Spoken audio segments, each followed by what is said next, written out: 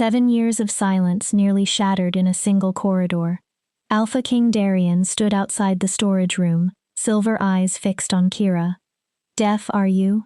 Then how did you know I was speaking to you? Her heart slammed against her ribs. Darien stepped closer. Can you hear me right now? The command pressed against every lie she had spent years protecting. One answer could expose the secret that had kept her alive since childhood. But Kira still didn't know why the most powerful wolf in the 5 territories had been watching her so closely. Chapter 1.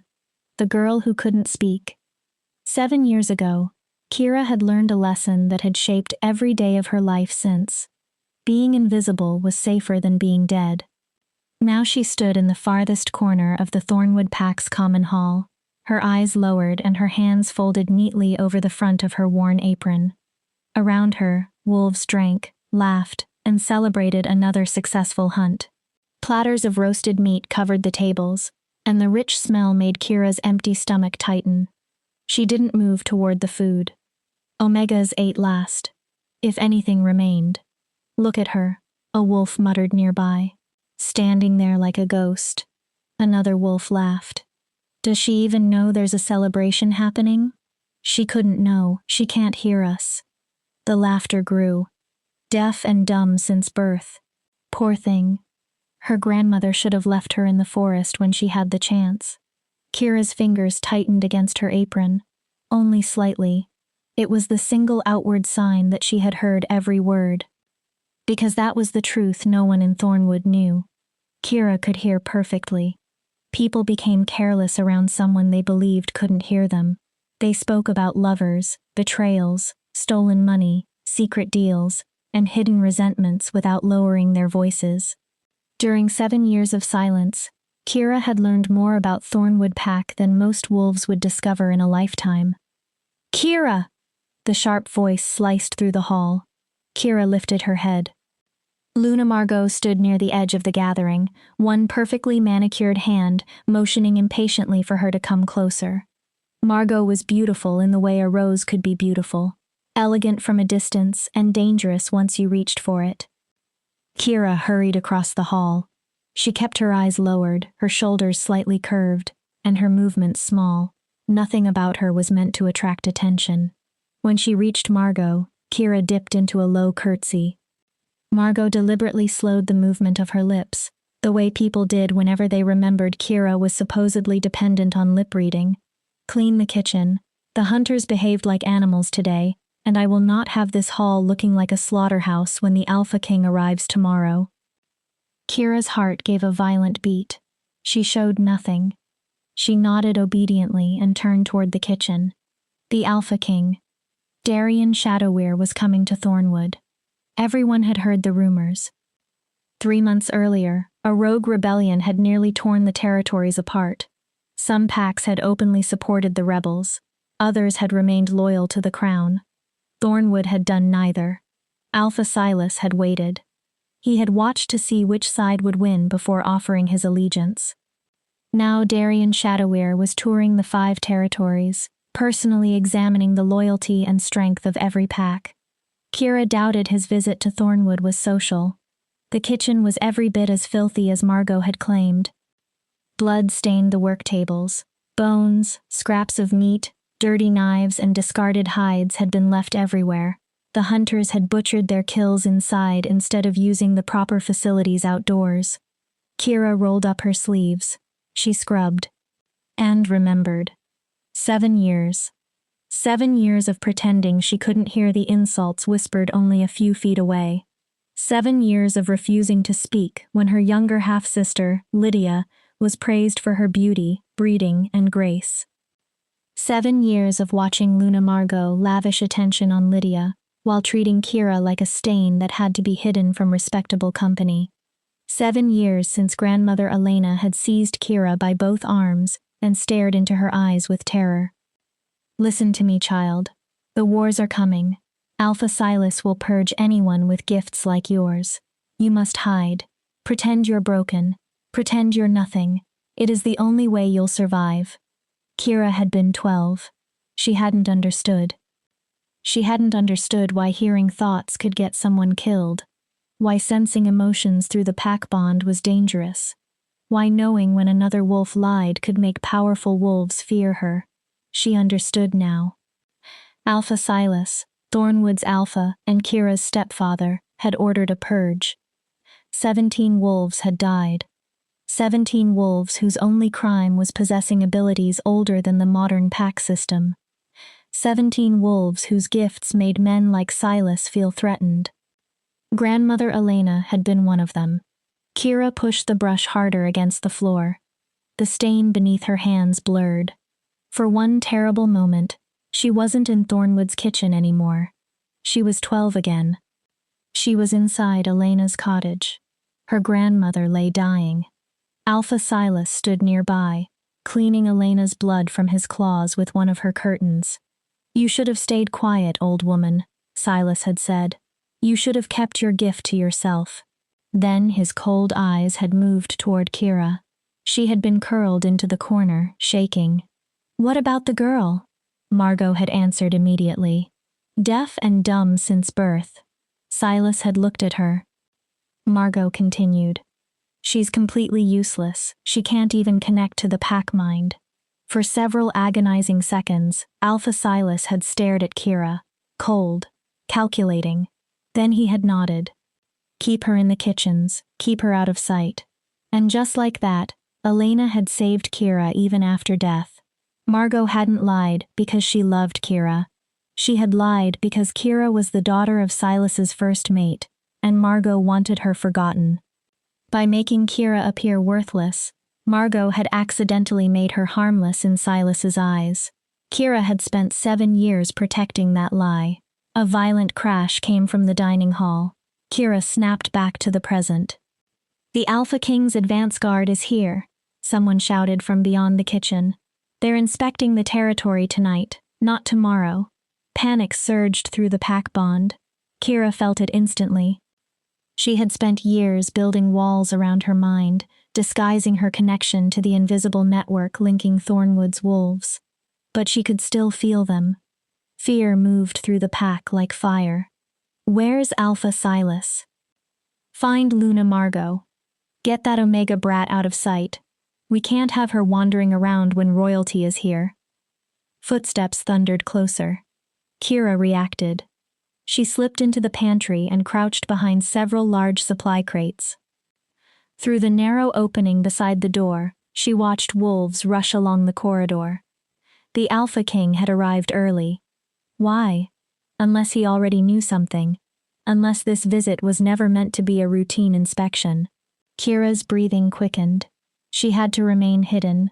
Darian Shadowweir was rumored to possess abilities that made most old gifts seem insignificant.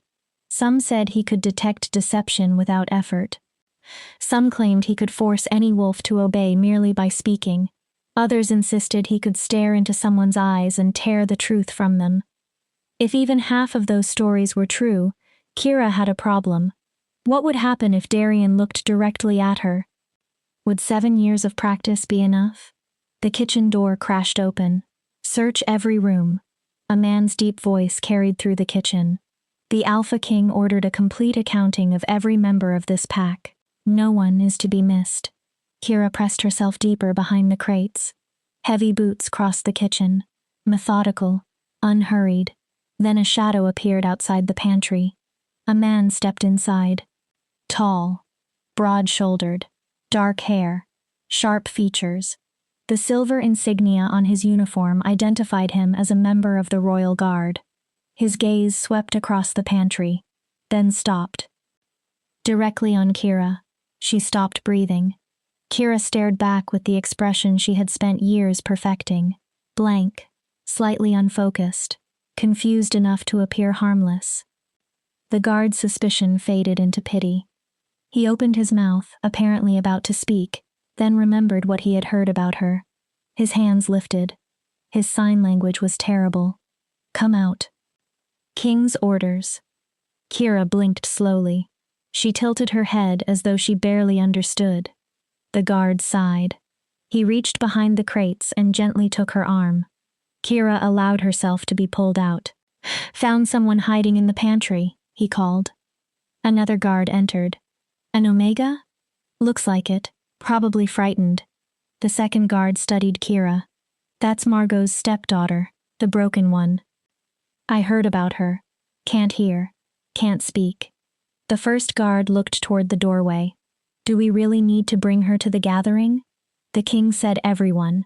Kira was taken through the corridors. She maintained her submissive posture, letting the guards guide her as if she were confused by everything around her. The great hall was already packed. Every Thornwood wolf had been assembled. The guards placed Kira near the rear beside the other Omegas. At the front stood Luna Margot. Lydia was beside her. Her golden hair had been arranged perfectly. Her expensive dress made her look almost royal. When Lydia noticed Kira near the back, her lips curved into a small, cruel smile. Then the entire hall went silent. Not ordinary silence. A silence filled with instinctive fear. Kira's wolf became alert inside her. Danger. Every wolf in the room felt it.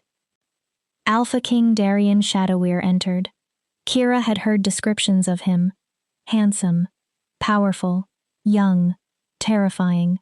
None of the descriptions had been enough. Darien moved with the confidence of a predator who had never needed to wonder whether anything in the room could threaten him. His presence seemed to consume the space around him. Then Kira saw his eyes. Silver, not pale gray. Silver, like moonlight reflected on a blade. His gaze moved across the assembled Thornwood wolves with calm, almost bored assessment. He was tall enough to make Alpha Silas seem diminished when they stood in the same room. And young. Much younger than Kira had imagined. Whatever path had carried him to the throne, it had been fast, and probably bloody. When Darien spoke, his voice filled the hall without effort. Thornwood Pack. Every wolf listened. I have not come here for pleasantries. 3 months ago, during the Rogue Rebellion, intelligence reached me suggesting members of this pack provided assistance to my enemies. Fear moved through the crowd. I am here to identify the traitors. No one moved. Darien's gaze swept over them. I will speak with each of you individually. Then his voice hardened. And I will know when you lie. Kira's blood turned cold. My gift sees truth. There is no deception in this pack that can remain hidden from me. Her pulse began pounding. Number. If he questioned her, if those silver eyes truly saw through deception, we will begin with the Alpha family, Darien continued, looking toward Silas and Margot, then moved down through the hierarchy. His eyes traveled over the crowd once more, and stopped. On Kira, her breath caught. Across the crowded hall, silver eyes locked onto brown. Something changed in Darien's expression, only for a moment. Recognition? Impossible. They had never met. Curiosity? Perhaps. Darien tilted his head. It was the subtle movement of a predator catching a scent that did not belong. Alpha Silas began speaking. Darien finally looked away. Kira drew a silent breath, but the relief never reached her. Something had happened in those few seconds. Something she didn't understand. For 7 years, no powerful wolf had looked at Kira long enough to wonder what she was hiding. Darien had needed only seconds, and Kira knew one thing with absolute certainty. The Alpha King had noticed her. Wolves like Darien Shadowweir did not stop hunting once something caught their attention. Chapter 2. The King's Scrutiny. The interrogations began at dawn. Kira had spent the night in the Omega quarters, a cramped basement room shared by 6 low-ranking wolves. No one slept. Fear filled the room. They say he can smell guilt, Petra whispered. Petra was a young Omega who worked in Thornwood's stables. She was one of the few wolves who had ever shown Kira uncomplicated kindness. They say his eyes become black when he finds a traitor. Petra drew one finger across her throat. Another Omega spoke from the darkness. I heard he executed 30 wolves in Riverside Pack, made them stand in a line and killed them one at a time because they couldn't prove their loyalty. Kira lay on her narrow mattress, staring at the ceiling. Her thoughts refused to slow. 7 years. 7 years of perfecting one lie. And now a king who could supposedly see truth was sitting only a few floors above her. She considered running. She could leave before sunrise, slip through the forest, become rogue. But rogues rarely survived long inside the 5 territories, and Darien's patrols were already watching the borders for anyone attempting to flee his questioning. Running would make her look guilty. Number. She had to remain. Maintain the illusion. Pray that whatever Darien's gift truly was, it could not penetrate 7 years of disciplined deception. The first summons came shortly after sunrise. A royal guard entered the Omega quarters. Petra Millstone. The king wants you in the interrogation room. Petra turned white. Her terrified eyes met Kira's. Kira wanted to reassure her, to say something, anything, but the silent shadow did not speak. Petra disappeared with the guard. She was gone for 2 hours. When she returned, she was shaking, but alive. He asked about the rebellion, Petra whispered as everyone crowded around her. He wanted to know if I'd seen suspicious wolves, messages, secret meetings, strangers near the territory. She swallowed. When he looked at me, it felt like he could see every thought I've ever had. Did you pass? Another Omega asked. Petra gave a brittle laugh. I'm standing here, aren't I? Her expression changed. But Sarah from the laundry didn't. Silence. They took her away in chains. Her brother joined the rogues. She had been passing information to him. Petra's voice dropped. The king knew before she admitted anything. One by one, wolves were summoned. Some returned. Some did not. Kira listened to the pack bond throughout the day. Fear, relief, panic, rumors. By midday, 12 wolves had been arrested. By sunset, 20. Still no one came for Kira. She worked in the kitchen, preparing food for the royal guards and doing everything possible to remain insignificant. Several times, the back of her neck prickled. Someone was watching her. Whenever she looked up, she saw nothing obvious. But Darien's presence had begun to feel like part of the pack house itself. Even when she couldn't see him, she sensed him. A storm somewhere beyond the horizon. Late that evening, Luna Margot entered the kitchen. Kira was scrubbing a large cooking pot. Her hands had become red and raw from hot water and harsh soap. She heard Margot approach. She pretended she didn't. A manicured hand closed around her shoulder and spun her around. Margot spoke slowly. The king wants to see you. Kira's heart stopped. She stared blankly. Margot's mouth tightened. She grabbed Kira's arm hard enough to leave bruises and dragged her from the kitchen. They crossed the corridors toward the Alpha's study, which Darien had converted into an interrogation room. Halfway there, Margot leaned closer. She stopped exaggerating her lips. She no longer bothered pretending Kira could understand. I have no idea why the king asked for you specifically, Margot hissed. But if you do anything to embarrass this family, anything at all, I will make the rest of your miserable life worse than it already is. Kira showed no reaction. Margot shoved her toward the study. Then knocked. Enter.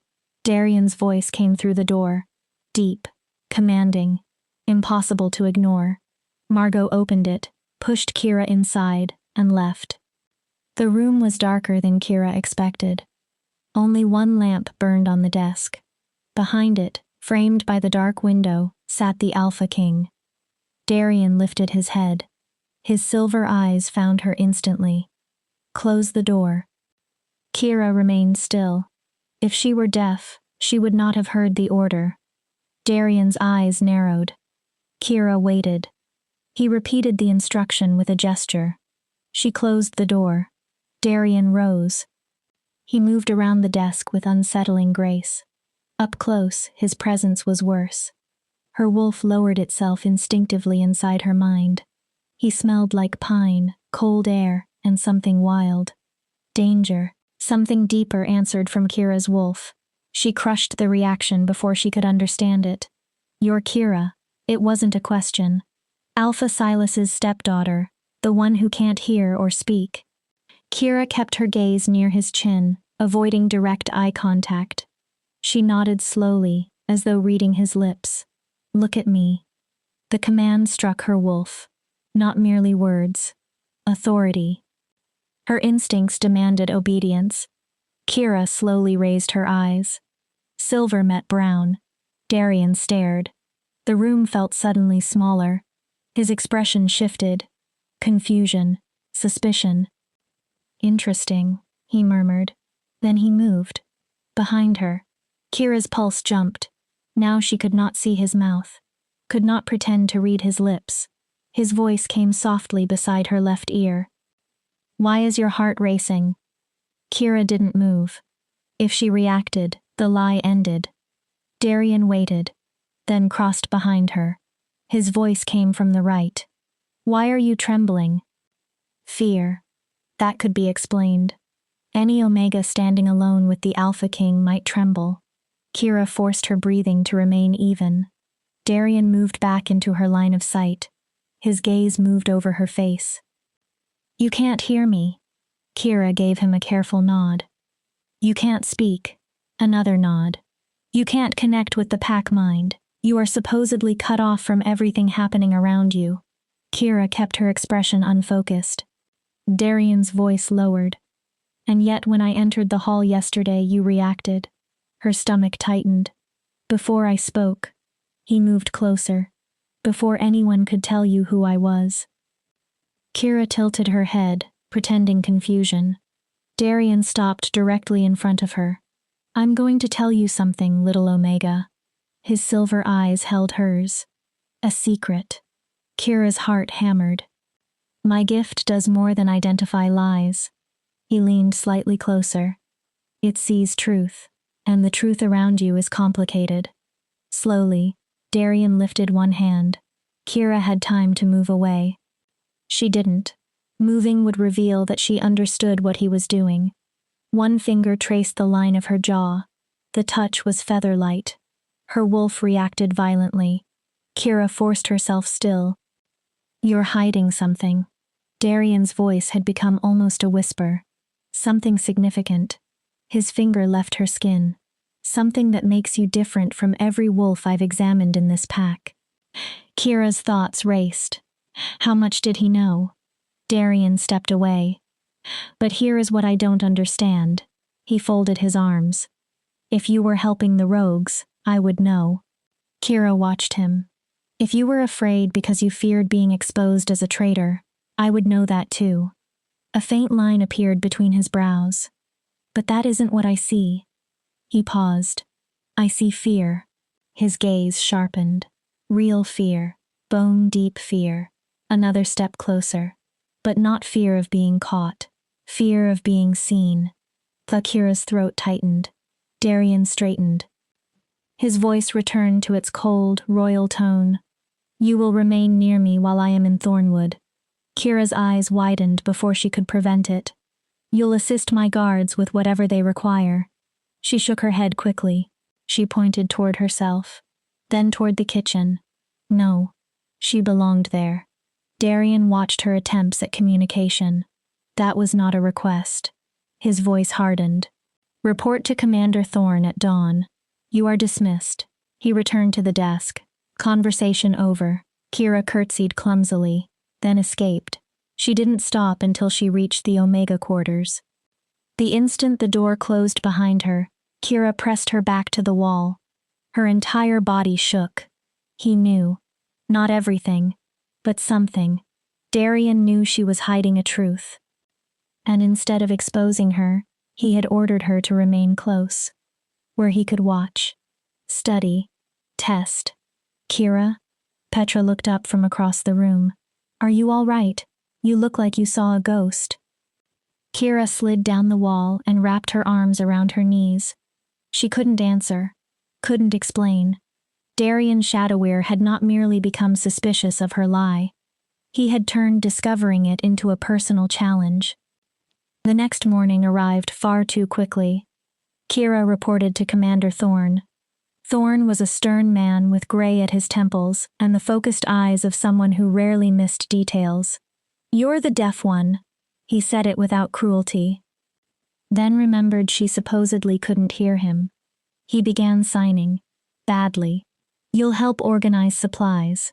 He motioned for her to follow. For the next 3 days, Kira worked under the eyes of the royal guard.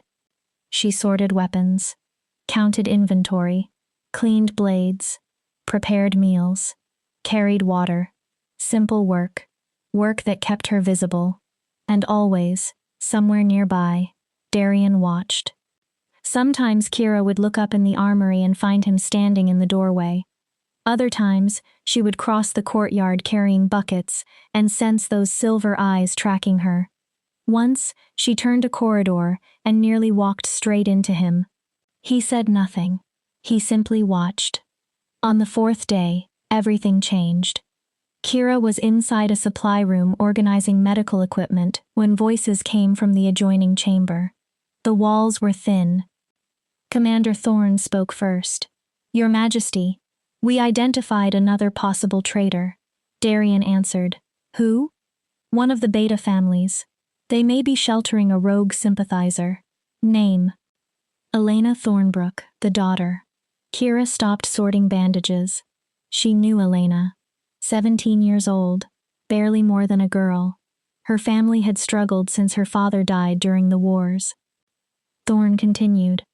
"She has allegedly been giving information to rogue forces." "Bring her in." Kira closed her eyes. Another arrest. Another destroyed family. Then Darian spoke again. "Wait." His tone had changed. "There's something wrong with this." Silence. "The evidence is circumstantial. Who made the accusation?" Thorn hesitated. "Luna Margot." Kira's attention sharpened. "She claims she personally saw Elena meeting rogues near the forest." Darian was quiet. Then he asked, "How many accusations has Luna Margot provided since my arrival?" 7, Your Majesty." "And how many of those accused belong to families that opposed Silas when he seized control of Thornwood?" A much longer silence. "All of them." Darian's answer was soft. "Interesting." The word made Kira's skin prickle. "So Luna Margot has been using my investigation to remove her husband's political enemies." Another pause. How convenient. Kira almost forgot to breathe. He had seen it. Darian hadn't blindly accepted Margot's accusations. He was questioning them. "Orders, Your Majesty?" Thorn asked. "Bring me Margot." Darian's voice hardened. "And bring Lydia as well." Kira remained motionless. Footsteps retreated from the neighboring room. Silence returned. She should have moved. Should have continued working.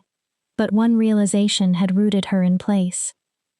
Darian wasn't merely hunting traitors. He was hunting corruption. Injustice. "You can come out now." Kira froze. Darian's voice had come from directly outside the supply room. "I know you're in there." Her blood turned cold. "And I know you heard every word." Slowly, Kira stepped into the corridor. Darian stood there alone, arms crossed, expression unreadable. "Deaf, are you?" His voice was quiet. "Then how did you know I was speaking to you?" Kira's thoughts collided. There was no explanation, no gesture to blame, no lips she could claim she had read. Darian stepped closer. "I'm going to ask you one question." Silver eyes pinned her in place. "And this time, I want the truth." Kira felt his power pushing against her mind. "Can you hear me right now?" Her wolf submitted before Kira could fight the command. 7 years of silence. 7 years of swallowing words. 7 years of pretending the world made no sound. Kira opened her mouth. "Yes." The word was weak, rough from disuse, barely louder than a breath. But it existed. Darian's expression barely moved. Triumph flashed through his eyes. "Good." His voice became very quiet. "Now we can finally have an honest conversation." He motioned toward another room. "After you, Kira." Then the command came. "It's time you told me everything." Chapter 3. The Truth Unravels. Darian led Kira into a small private sitting room. The moment she entered, memories hit her. The room had once belonged to Silas's first mate, Kira's mother. She hadn't been inside since childhood. She remembered sitting beside the fireplace while her mother brushed her hair, learning to read near those windows, listening to stories about old packs and forgotten gifts. That had been before illness supposedly took her mother, before Margot became Silas's new mate, before Thornwood changed. "Sit," Darian ordered. Kira remained standing. Her voice had betrayed one secret. That didn't mean she had surrendered everything. Darian lifted an eyebrow. Stubborn. He walked toward the window and turned his back to her. "How long?" Kira swallowed. Her throat felt strange after years of silence. 7 years. Darian turned. "Why?" "To survive." "Explain." Kira's hands curled into fists. Every instinct told her to stop speaking, but Darian's command still lingered against her mind. 7 years ago, Silas ordered a purge. She tested each word carefully. He killed wolves with unusual abilities, gifts that existed before the modern pack structure. Darian's expression remained still. "My grandmother had one." What could she do? She sensed truth. Kira looked directly at him. She could hear dishonesty the way another person hears a wrong note in a song. Her gaze narrowed. "Something like you." Darian gave the slightest acknowledgement. "And you inherited it." "Not exactly." Kira breathed slowly. "My gift is broader." She had hidden this truth for so long that saying it aloud felt dangerous. "I can sense emotions through the pack bond, even when I'm shielding myself from it. Sometimes I can hear thoughts if someone projects them strongly enough." She paused.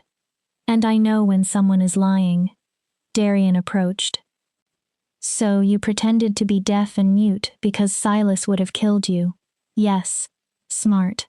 His mouth tilted, perhaps cowardly. Kira's anger flared. "You weren't here." Darian stopped. "You didn't see what he did." Her voice strengthened. "My grandmother died protecting me. She died so I would have this lie to hide behind." Kira lifted her chin. "I won't apologize for surviving." "I didn't ask you to." Darian moved closer. "But I do have another question." His gaze sharpened. "If you can sense lies, then you've known Margot was manipulating my investigation." Kira said nothing. "Why didn't you expose her?" "Because I couldn't speak." Her answer was flat. "Or I couldn't without exposing myself." "And exposure meant death." "Exactly." Darian's expression changed. Past tense. Kira's stomach tightened. "Now I know." He studied her. "So what prevents me from telling Silas that his supposedly broken stepdaughter has been deceiving him for 7 years?" Fear stabbed through her. Darian continued. "Or executing you myself for deliberately deceiving the Alpha King?" Kira forced herself not to look away. "Nothing." A pause. "You could kill me here and no one would question you." Her voice steadied. "I'm only an Omega." She gave a bitter smile. "A broken one, as far as everyone else knows." Darian watched her. "And yet you aren't begging." "No." "You aren't pleading for your life." "No." "You haven't offered me anything in exchange for silence." Kira held his gaze. "Why?" She answered without hesitation. "Because begging won't change your decision." Darian's eyebrow shifted. "If you've already decided to kill me, nothing I say matters." Her voice gained strength. "And if you haven't decided, then whether I survive depends on whether I'm useful to you." Kira's chin rose. "Not on how prettily I can grovel." Silence. Then Darian laughed. Short. Sharp. More surprised than amused. 7 years pretending to be helpless, and underneath it you have teeth. Kira said nothing. Darian returned to the window. "You're right." His tone became thoughtful. "I haven't decided what to do with you." He looked over his shoulder.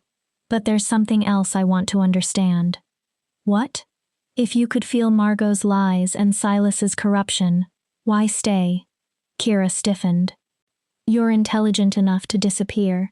You could have escaped into another territory years ago. She looked away. The answer was harder than admitting her gift. Because I was afraid. Darian waited. I was 12 when Elena died. Kira's voice dropped. The thought of being alone frightened me more than staying somewhere I could survive by being invisible. She paused. And Thornwood belonged to my mother. Emotion tightened her throat. Leaving felt like abandoning the last piece of her I still had. Darian remained silent. Kira continued. And part of me kept believing things might change. Her laugh was humorless. That someday Silas would answer for what he did. She looked at Darian. That someone would finally see what was happening here. Darian turned. Then perhaps you should be careful what you wish for. Kira's gaze sharpened. Because now someone does see. He crossed his arms.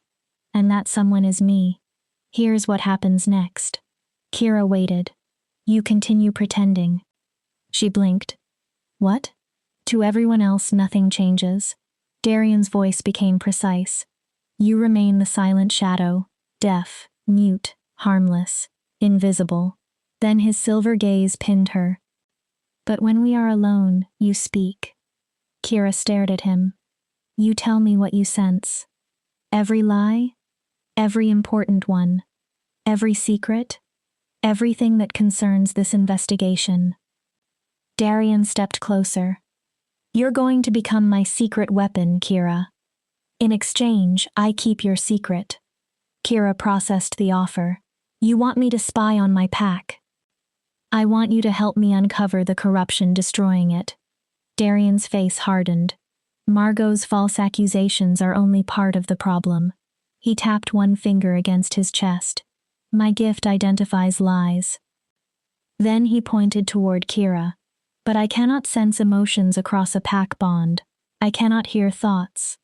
His voice lowered. You can. You need me. The words left Kira before she could stop them. Darian's eyes narrowed. Yes. The admission surprised her. You possess something I don't. He stepped even closer. And right now I need it. Kira crossed her arms. And if I refuse? Darian's answer was calm. I tell Silas his broken stepdaughter has been lying to him for 7 years. Kira's jaw tightened. And we both know how Silas treats gifted wolves. It wasn't spoken like a threat. That somehow made it worse. Darian watched her. But you won't refuse. Very confident. You aren't actually a coward. Kira's expression changed. A coward would not have survived what you survived. Darian's eyes stayed on hers. A coward would not have looked me in the face moments ago and told the truth while believing I might execute her. Kira hated that he was right. What do you want to know? A sharp, predatory smile appeared. Everything. He paused. Start with Silas. Kira took a slow breath. What is he hiding? Darian asked. For the first time in 7 years, Kira deliberately lowered the walls around her gift. The Thornwood pack bond opened before her. Threads, connections, emotions. She searched. Found Silas. His presence felt dark and heavy. And beneath everything, fear. He's terrified. Darian reached for a notebook. Because he helped the rebellion? No. Kira concentrated. He didn't support the rogues. Then why? Money. She followed the emotion deeper. He's been stealing from Thornwood for years. Every trade agreement. Every collection. Every tax. Darian's expression darkened. He's been taking a percentage and hiding it. Where? Kira listened. A safe house in the neutral territory. 2 territories away. She frowned. He uses another name. What name? Gideon Thorn. Commander Thorn's name. Darian's face became dangerous. He used my commander's surname. He thought it was clever. Kira opened her eyes. If anyone followed the financial trail, the name might cause confusion. It won't. No. Kira looked at him. Not with you here. Darian began writing. What else? For the next hour, Kira talked. She told him which families Margot had deliberately targeted, which prisoners had likely been falsely accused, which Beta had been stealing weapons from the armory and selling them privately, which enforcer had accepted money to ignore border violations, which Gamma was involved in a secret affair with Silas's chief enforcer. Small lies. Large crimes. Hidden rivalries. Years of rot beneath Thornwood's respectable surface. Darian listened, asked questions, took notes. Slowly, a picture emerged. Thornwood wasn't simply disloyal. It was corrupted from its foundations. Finally, Darian closed the notebook halfway. Your stepmother. Kira looked up. What does Margot ultimately want? Kira hesitated. This truth felt more personal. She wants Lydia married into a stronger pack. Darian's mouth tightened. Stronger than Thornwood? Yes. Stronger than Silas? Yes. Kira swallowed. And since you arrived, Darian waited. She's been trying to attract your attention. His expression turned flat. By placing Lydia in my path every time I turn around. Kira almost smiled. You noticed. I would have to be blind not to. His lip curled. The girl is beautiful. Something uncomfortable moved in Kira's chest. Darian continued. But shallow, and her ambition smells desperate. The feeling vanished. He looked at Kira. Does Margot know about your gift? No. Nothing? She believes exactly what everyone believes. Kira's voice became cold. That I'm a burden she has to tolerate until I die or disappear. Good. Darian closed the notebook. Then she won't suspect you're working with me. Kira folded her arms. What now? Formal dinner tonight. Darian spoke like a commander preparing for battle. Thornwood's elite will all attend. I'll be serving. Exactly. He looked at her. And while you serve, you listen. How am I supposed to tell you anything? I can't exactly lean over and whisper while everyone is watching. Darian smiled slowly. You can write. He took a small piece of paper and pencil from the desk. Hide these. Kira accepted them.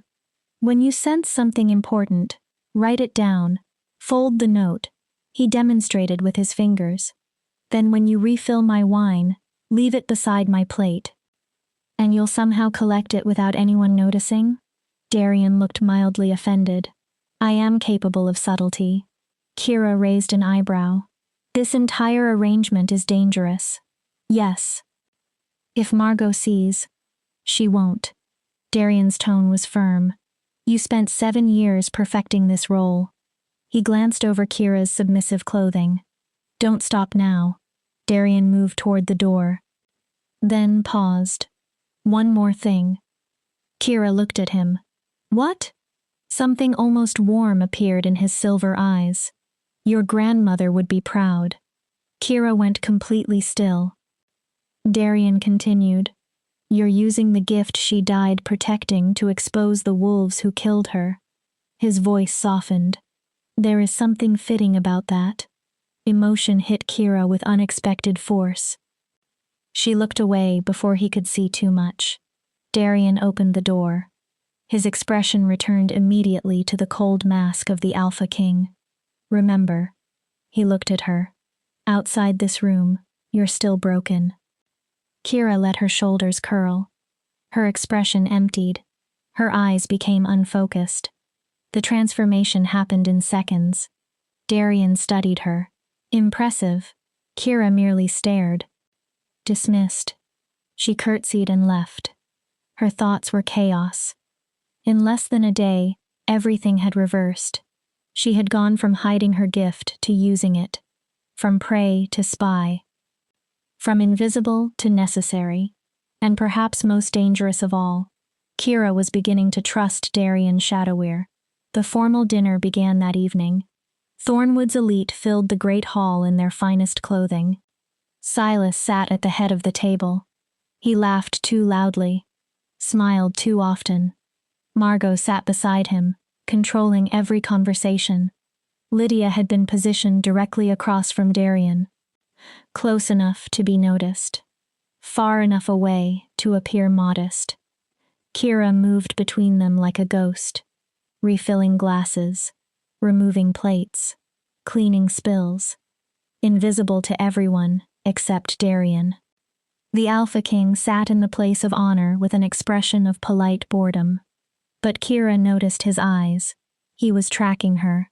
She opened herself carefully to the pack bond. Nervousness, ambition, fear, then guilt. Jonas Clearwater, one of Thornwood's betas, sat beside Darian. Kira focused. Thoughts broke through. The shipment. He must not find the shipment.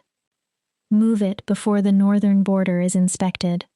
Kira reached Jonas's place and filled his glass. While Margot distracted everyone with a story, Kira slipped the pencil from her apron. Jonas Clearwater, smuggling through northern border. Shipment moving tonight. She folded the paper, then walked to Darian. As she poured his wine, the note fell beside his plate. Darian never looked down. His hand moved casually. The note disappeared.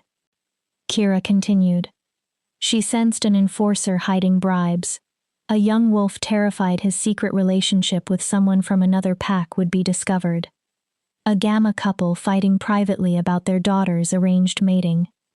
Some secrets were personal, others criminal. Kira gave Darian only what mattered. By the time the final dishes were served, 7 notes had passed from her apron to Darian's hand. No one noticed. "Don't you agree, Your Majesty?" Margot's voice pulled Kira's attention back to the table. Darian looked at her. "Agree with what?" Margot smiled. "That a king of your stature deserves a proper mate." The room seemed colder. Someone of excellent breeding, grace, beauty. Darian's silver gaze sharpened. "Are you recommending someone, Luna Margot?" Margot's smile widened. "My daughter Lydia has been admired by many." Lydia lowered her eyes on cue. "She comes from excellent bloodlines. She understands pack politics and, as you can see, has been blessed with remarkable beauty." Kira sensed Lydia's excitement. Silas's approval. Margot's ambition. Darian? Nothing. Absolutely nothing. "I see," he said. Margot waited. Darian leaned back. "Tell me, Luna Margot, does Lydia possess any gifts?" Margot's smile faltered. "Gifts?" "The old abilities." Darian's gaze moved around the table. Something beyond physical beauty. Silence. Margot hesitated. "No." "Interesting." Darian looked toward Silas. "Surely a pack as prestigious as Thornwood has gifted wolves." Several people shifted. Silas answered too quickly. "Those abilities died out generations ago, Your Majesty. We're a modern pack. We don't..." "Don't?" Darian's voice was quiet. "Or don't allow." Silas went pale. "I'm not certain I understand." Darian's gaze turned cold. "I think you understand perfectly." He stood. Every wolf at the table immediately rose. "Thank you for dinner." His eyes swept over them. "It has been illuminating." Darian started toward the door, then stopped.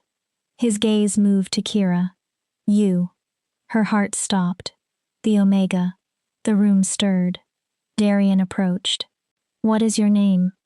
Kira stared blankly. Margot spoke in irritation. "She cannot answer, Your Majesty." Darian looked toward her. "Cannot?" "She is deaf and mute." "Is she?" Kira forced herself not to react. Darian stopped in front of her. How unfortunate. His eyes held hers. To be surrounded by so much corruption and have no voice with which to expose it. Kira understood. He wasn't speaking about her supposed disability.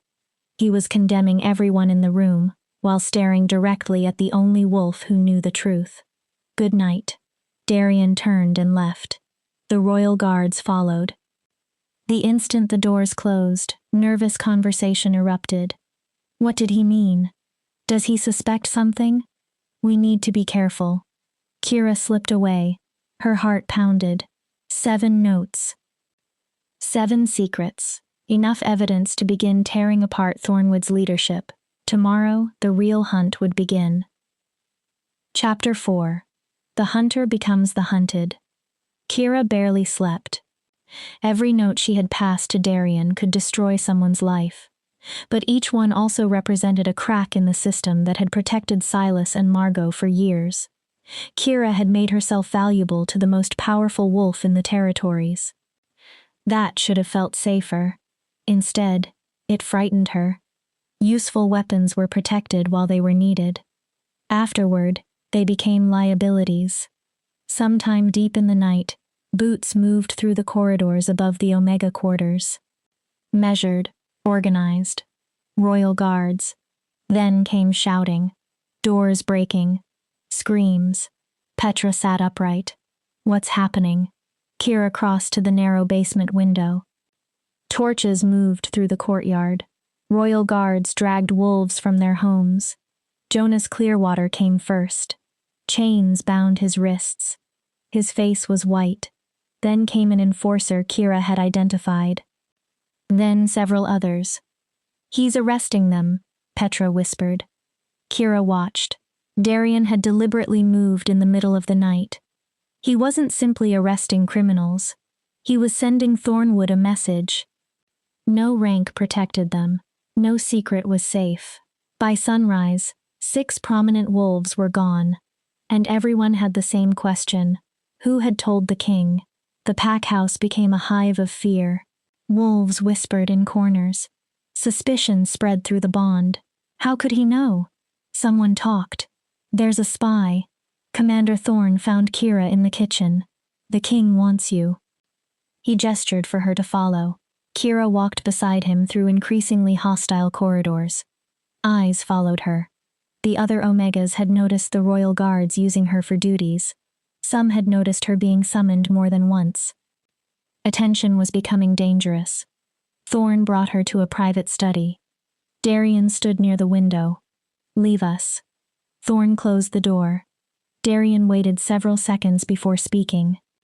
6 arrests. He turned. 3 confessions already. Satisfaction glinted in his eyes. By noon, I expect enough evidence to destroy the smuggling operation that has been using Thornwood's northern border for 2 years. Kira crossed her arms. The pack is terrified. Good. They're trying to identify whoever gave you the information. Fear makes guilty wolves careless. Darian approached. They'll reveal more while trying to protect themselves. Kira studied him. But that isn't why you summoned me. No. His expression changed. We have a problem. What? Margot. Of course. She cornered me this morning demanding an explanation for why I rejected Lydia's proposition. Kira's jaw tightened before she could stop it. What did you tell her? That I am not seeking a mate. Something almost amused appeared in his expression. She disliked the answer. I'm shocked. She has also started asking questions about you. The humor vanished. Kira went still. What questions? Why the supposedly deaf Omega has suddenly been assigned near my guard. Cold dread settled into her stomach. She suspects. Not yet. Darian took out one of Kira's folded notes. But she will if we continue as we are. He put the paper on the desk.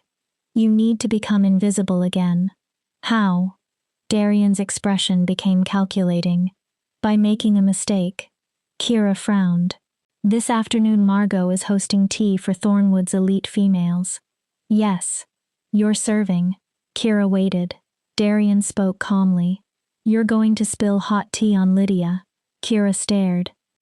You want me to do what? You heard me. Are you insane? A faint smile crossed Darian's face. No. Then. Strategic. He leaned against the desk. You've become too competent, too reliable, too close to me. Darian gestured toward her. That makes people notice. Kira understood. But if I suddenly prove I'm just a clumsy, frightened Omega, then they stop seeing a spy. They see someone useless again. Exactly. Kira hated how logical it was. She had spent years avoiding mistakes because mistakes brought punishment. Now that perfection itself had become suspicious. Margot will punish me. Yes. Darian didn't soften the truth. She may have you whipped. Kira's stomach turned. She may lock you in the cellar afterward. And you expect me to volunteer for that? I'm asking whether you can endure it. Kira thought about Elena. 17 murdered wolves. Families falsely accused. 7 years without a voice. Yes. Her answer was quiet. I can endure it. Darian walked to the desk and opened a drawer. He removed a small vial. Numbing agent. He held it toward her. Apply it to your back before the tea. Kira accepted it. It won't remove the pain completely, Darian said, but it will reduce it. Their fingers brushed. Something passed between them. A strange flash of recognition. Kira pulled her hand away. Why are you helping me? Darian's expression became unreadable. You could conduct your investigation without protecting me. She looked at the vial. I'm only an Omega. Darian's silver eyes held hers. You remind me of someone. Who? Someone who also had to hide what they were in order to survive. He didn't elaborate. Then he said, and you are not only anything. Kira looked up. You are the most honest wolf I've encountered in this entire damned pack. Kira almost laughed. I lied to everyone for 7 years. You lied about what you could do. Darian's voice softened. You never lied about who you were. The words unsettled her more than praise should have. Darian returned to business. Tea begins this afternoon.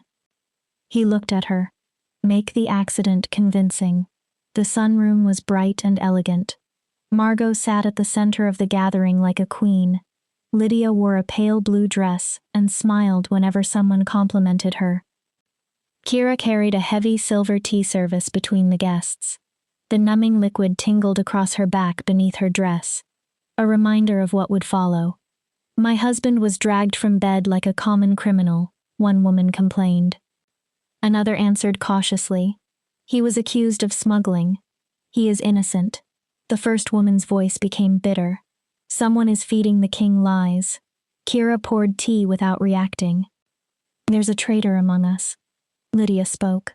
I heard the Alpha King can read minds. Margot shook her head sharply. Nonsense. She looked around the room. He has informants. Her gaze briefly landed on Kira. Spies.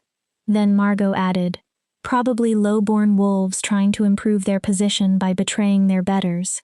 Kira felt the warning. Margot was searching. Kira approached Lydia. This was the moment.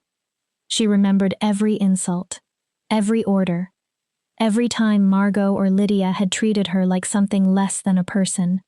Then Kira deliberately caught her foot. The tray tipped. Boiling tea poured across the table and straight into Lydia's lap. Lydia screamed. Her blue dress darkened immediately. Chaos exploded. You idiot! Margot jumped to her feet. Look what you've done. Kira fell to her knees. Her hands moved frantically. Her eyes widened. Her lips trembled. Perfect horror. Perfect guilt. Perfect accident. Inside, a darker part of her felt a flicker of satisfaction. Margot pulled Lydia upright. The girl sobbed. Her legs were red from the heat. She did it deliberately. One woman stared at Kira. The deaf girl? She looked at me first, Lydia cried. Another guest sounded doubtful. She can barely function. You think she planned sabotage? Margot's face twisted. I don't care if she is deaf, blind, and stupid. She pointed toward the guard. Take her to the punishment yard. Kira's stomach dropped. 20 lashes. The room became silent. Then 3 days in the cellar. Margot looked down at Kira. Perhaps that will teach her to be careful. The guard seized Kira's arm. He dragged her from the sunroom. As they entered the corridor, Kira saw someone standing at the far end. Darian. Their eyes met. He gave her the smallest nod. Then the guard pulled her outside. The punishment yard was already gathering spectators. Public punishment was tradition in Thornwood. Humiliation was part of the lesson. Kira's upper clothing was removed. Her wrists were bound to the post. Cold wind touched her exposed back. She pressed her cheek against the rough wood. The numbing medicine would help. She only needed to endure. The first lash struck. Pain exploded. Kira's entire body jerked. The medicine softened the edge. It did not stop the fire. The second came. Then the third. Kira bit the inside of her mouth. The silent shadow could not scream. By the 10th lash, blood ran down her back. By 15, her knees shook so violently the ropes were holding her upright. Still, she made no sound. The 20th lash landed. The enforcer stepped away. Someone in the crowd muttered, "Pathetic. She can't even cry properly." Her wrists were released. Kira collapsed. 2 guards dragged her upright. Through the haze, she saw wolves watching. Some pitied her. Some enjoyed it. Others looked away. And near the back of the crowd stood Darian, half concealed in shadow. His expression gave nothing away. The guards dragged Kira underground. Stone stairs, cold walls, a cell that smelled of damp earth and decay. The door slammed. The lock turned. Kira fell onto the floor. The numbing medicine had begun wearing off. Fire spread across every wound. Her wolf worked desperately to heal the torn skin. Kira curled against the cold stone. She had known the cost. This was part of the plan. And for the first time in 7 years, pain had not been inflicted because she was powerless. She had chosen the risk. 3 days passed. Stale bread, water, darkness, slow healing. Kira listened. The cellar was beneath the main pack house. Sound traveled through the stone. So did emotion. She learned more while imprisoned than Margot could have imagined. Darian arrested 6 more wolves. The northern smuggling network collapsed. Silas's stolen accounts were frozen. Royal investigators began examining every Thornwood financial record. Silas was losing control. Margot was becoming desperate. On the 3rd day, Kira heard familiar voices somewhere above. "We must do something," Margot said. "He's destroying everything we built," Silas answered. "He is the Alpha King. We can't simply attack him. We don't fight him directly." Margot's voice sharpened. "We undermine him." Silence. "We make him doubt himself. We make him appear weak." Silas said something too quiet for Kira to hear. Then Margot replied, "Everyone has a weakness. The king doesn't." "Everyone." Margot's voice turned cold. "Even gods bleed if you cut them in the right place." Kira pressed one hand against the stone. Margot continued, "We only need to find the right knife." Footsteps faded. Kira sat in darkness. Margot was planning something against Darian, and Kira was locked underground, unable to warn him. The cellar door finally opened. Light filled the stairwell.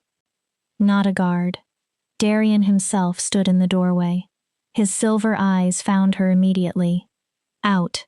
Kira pushed herself upright. Her muscles were stiff. Her back burned. She climbed the steps. Darian did not touch her, but he remained close enough to catch her if she fell. They entered an empty corridor. "Your performance was effective," he said. Kira glared. "That's one way to describe it.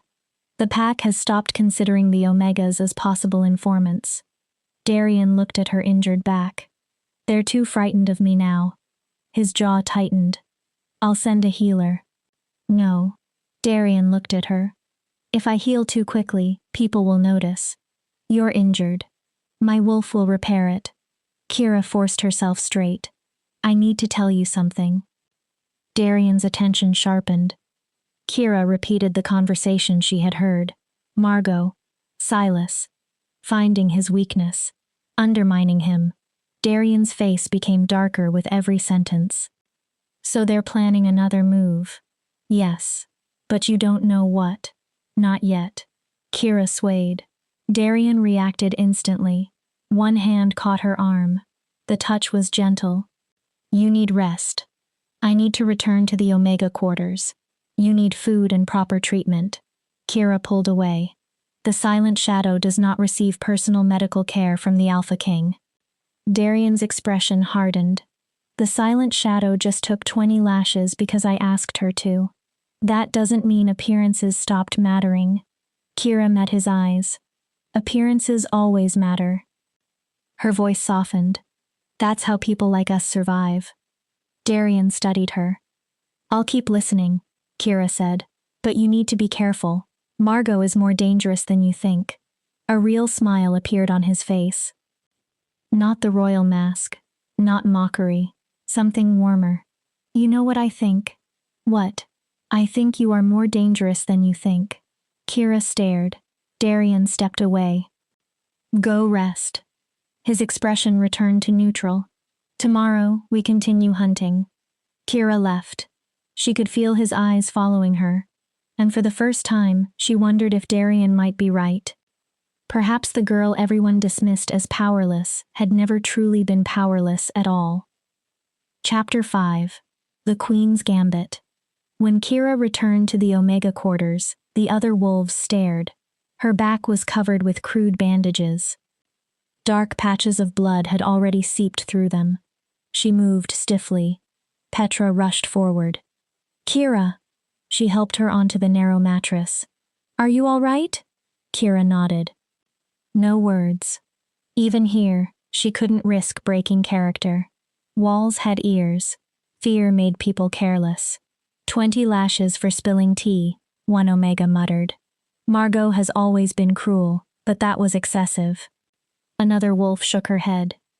And the Alpha King just watched. Kira closed her eyes. They didn't understand. They believed Darian had allowed an innocent Omega to be tortured. Kira could not tell them the punishment had been part of the deception. The next morning, she returned to work. Every movement hurt. Hauling water stretched the wounds. Scrubbing floors made her back burn. But pain sharpened her focus. And something inside the pack bond felt wrong. Not fear. There had been enough fear for days. This was anticipation. Excitement. Something new was coming. Kira was cleaning the main corridor when 2 beta wolves stopped nearby. The delegation arrives this afternoon. From Silverbrook? Yes. What do they want? Officially, an alliance. One beta laughed. Unofficially, Alpha Theron is bringing his daughter. Celeste? The beautiful one. Another female chasing the king. He's rejected everyone else. This one might be different. Why? Because Celeste Silverbrook is gifted. Kira's hand stopped. The wolf lowered his voice. They say she can manipulate emotion through the bond. Manipulate how? Make wolves adore her. A chill moved through Kira. Margot had spoken about finding Darian's weakness. Now a gifted woman capable of manipulating emotions was suddenly visiting Thornwood. Not coincidence. Kira left the floor unfinished. She used the servants' corridors and found Commander Thorn inspecting weapons inside the armory. Kira tugged his sleeve. He turned. What is it? She gestured toward the main hall, then herself, then repeated the sign for urgent. Thorn frowned. You need the king? Kira nodded hard. He is preparing for the Silverbrook delegation. She gestured again. Emergency? Kira nodded. Thorn sighed. Fine, come. He escorted her to Darian's temporary study. 2 royal advisors were inside. Darian looked up the moment Kira entered. Commander? The Omega insists it's urgent. Darian's gaze sharpened. Leave us. The advisors exchanged glances. Then everyone left. The instant the door shut, Kira spoke. Silverbrook is bringing Celeste. Darian looked unimpressed. I'm aware. She has a gift. I know. Kira stopped. You know? Yes. Then you understand this is a trap. Darian's expression became colder. It is a diplomatic visit. No. Kira approached, despite the pain in her back. Margot invited them. Darian waited. She wants to find your weakness. Celeste can manipulate emotions. I know what Celeste Silverbrook can do. Then why are you letting her come near you? Because her gift cannot breach my mental shields. Kira stared. Are you willing to gamble your kingdom on that? Darian's eyes hardened. This is what they're counting on. Kira's voice rose. Your certainty that no one can touch you. Silence. Then Darian smiled. Not kindly. You're accusing me of arrogance? Yes. You? His silver eyes flashed. The wolf who spent 7 years pretending to be broken rather than confronting her fear? Kira went still. That isn't fair. Isn't it? He stepped closer. You hid because hiding felt safer than fighting. His words cut deeper than she expected. And now you assume I'll collapse because a beautiful woman smiles at me. I'm trying to protect you. I don't require protection from Celeste. Darian turned away. I've dealt with political seduction before. This is different. I will be polite. He continued as though she hadn't spoken. I'll maintain diplomatic relations and send her home exactly as I've sent every other ambitious family home. Kira's anger broke through. You aren't listening. Darian spun back. No. His voice filled the room. You are not listening. Kira's wolf lowered itself. I am the Alpha King. I fought wars. I crushed a rebellion. I rebuilt authority across 5 territories that were tearing themselves apart. His silver eyes burned. I am not an inexperienced pup who will surrender his judgment because a beautiful woman possesses a charming gift. He pointed toward the door. So unless you have actual intelligence, plans, names, evidence, stop wasting my time with paranoid speculation.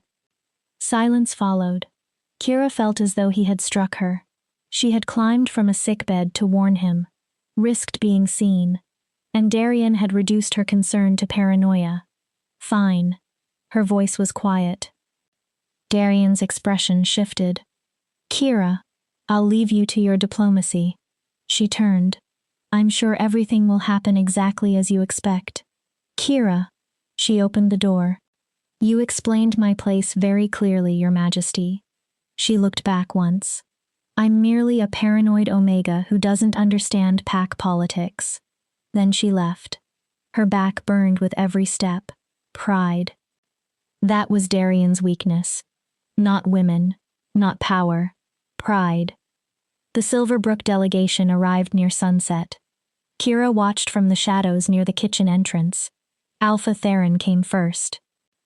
Broad, silver-haired, calculating. 20 warriors followed, 10 advisors, and in the center walked Celeste. Kira understood immediately why wolves talked about her. Celeste was breathtaking. Golden hair, sky-blue eyes, perfect posture. But her beauty wasn't the true danger. Something invisible radiated from her. A pull.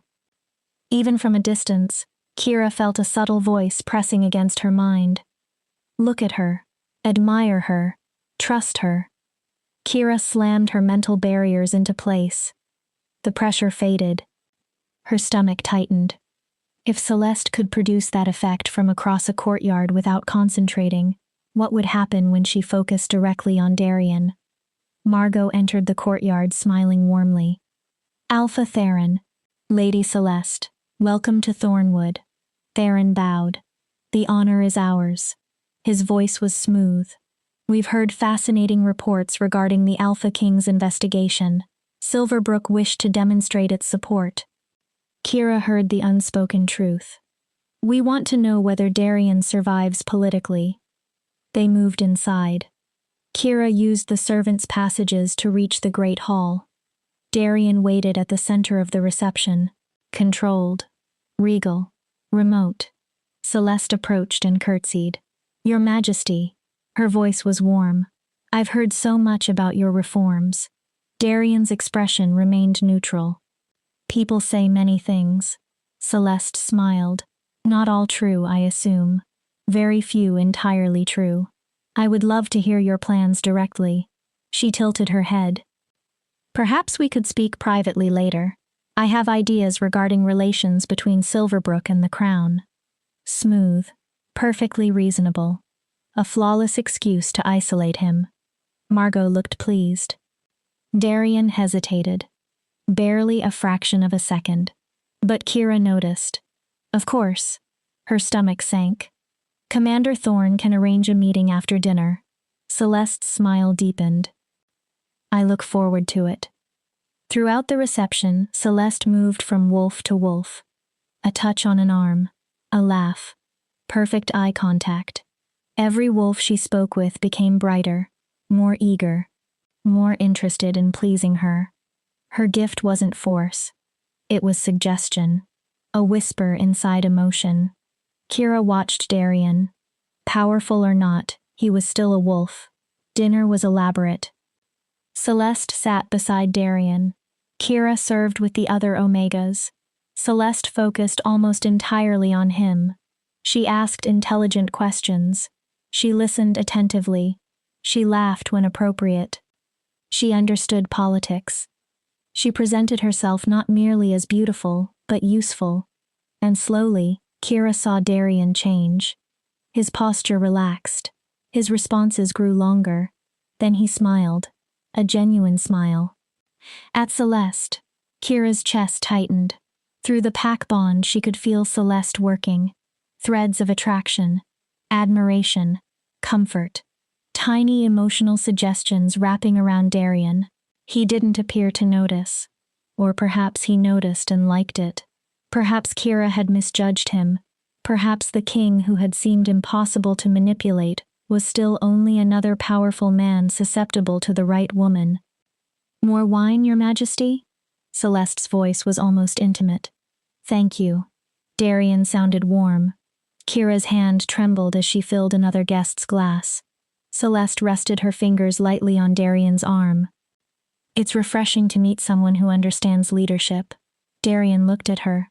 So few people understand what carrying responsibility for thousands of wolves actually means, Celeste continued.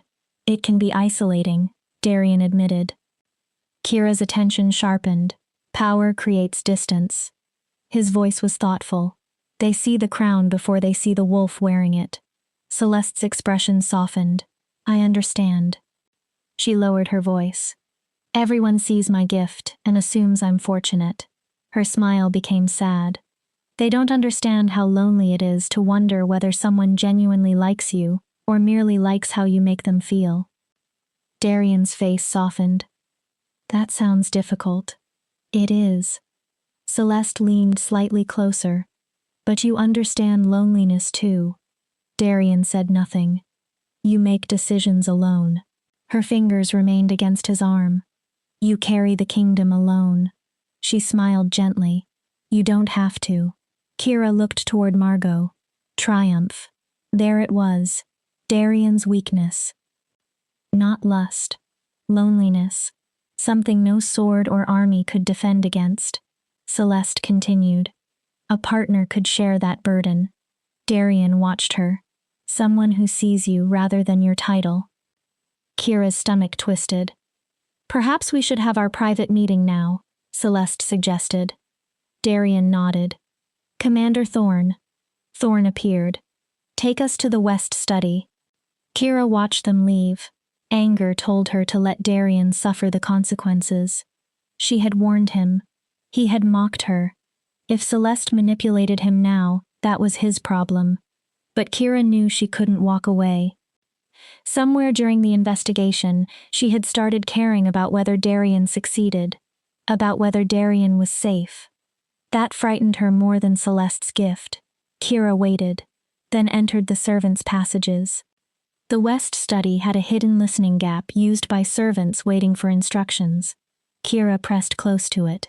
Celeste's voice came through. What you accomplished is remarkable, Darian answered. Necessary. Taking 5 fractured territories and uniting them required more than strength. Celeste sounded admiring. It required vision. They were destroying one another. Darian's voice was calm. Someone had to stop it. And that someone was you. A pause. May I ask something personal? You may ask. Do you ever regret taking the crown? Silence. You could have lived differently, Celeste continued. A mate, a family, peace. Darian did not answer immediately. Then, sometimes, Kira's chest tightened.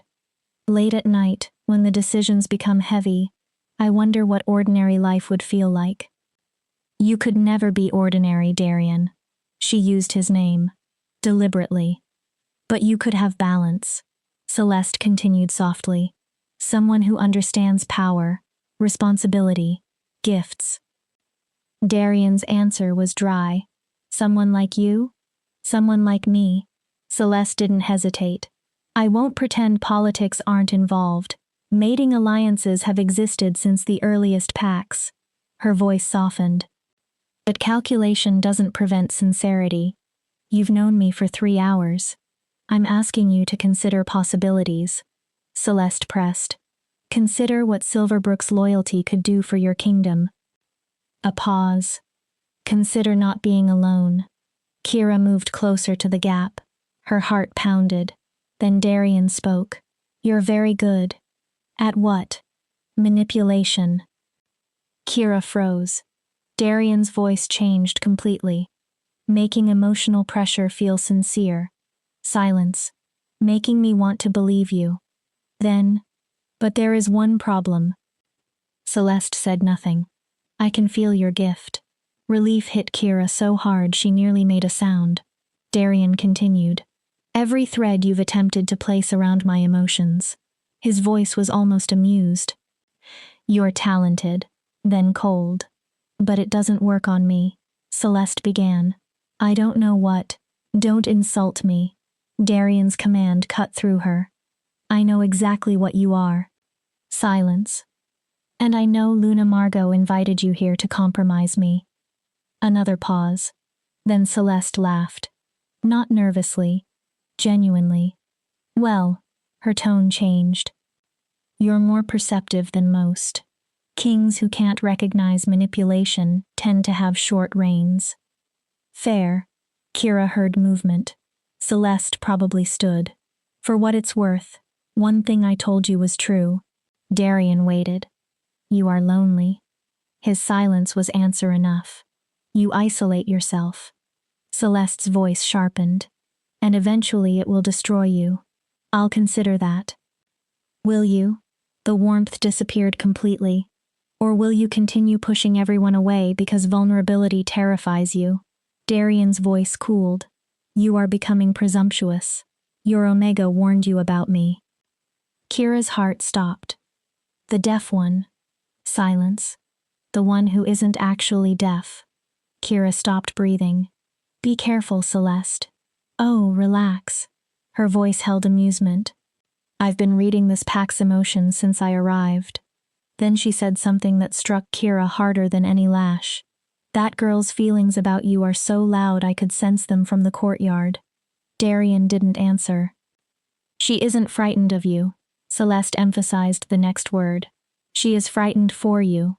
Kira closed her eyes. And you rejected genuine loyalty because accepting it would mean admitting you needed someone. You don't know what you're talking about. Don't I? The study door opened.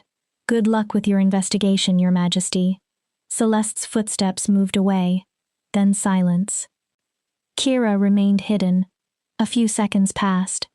Kira. She froze. I know you're listening. How? The servants' passage. Darian sounded exhausted. Did you honestly believe I didn't know about it? Kira closed her eyes. Come out. She entered the study. Darian stood by the window. His back faced her. You were right.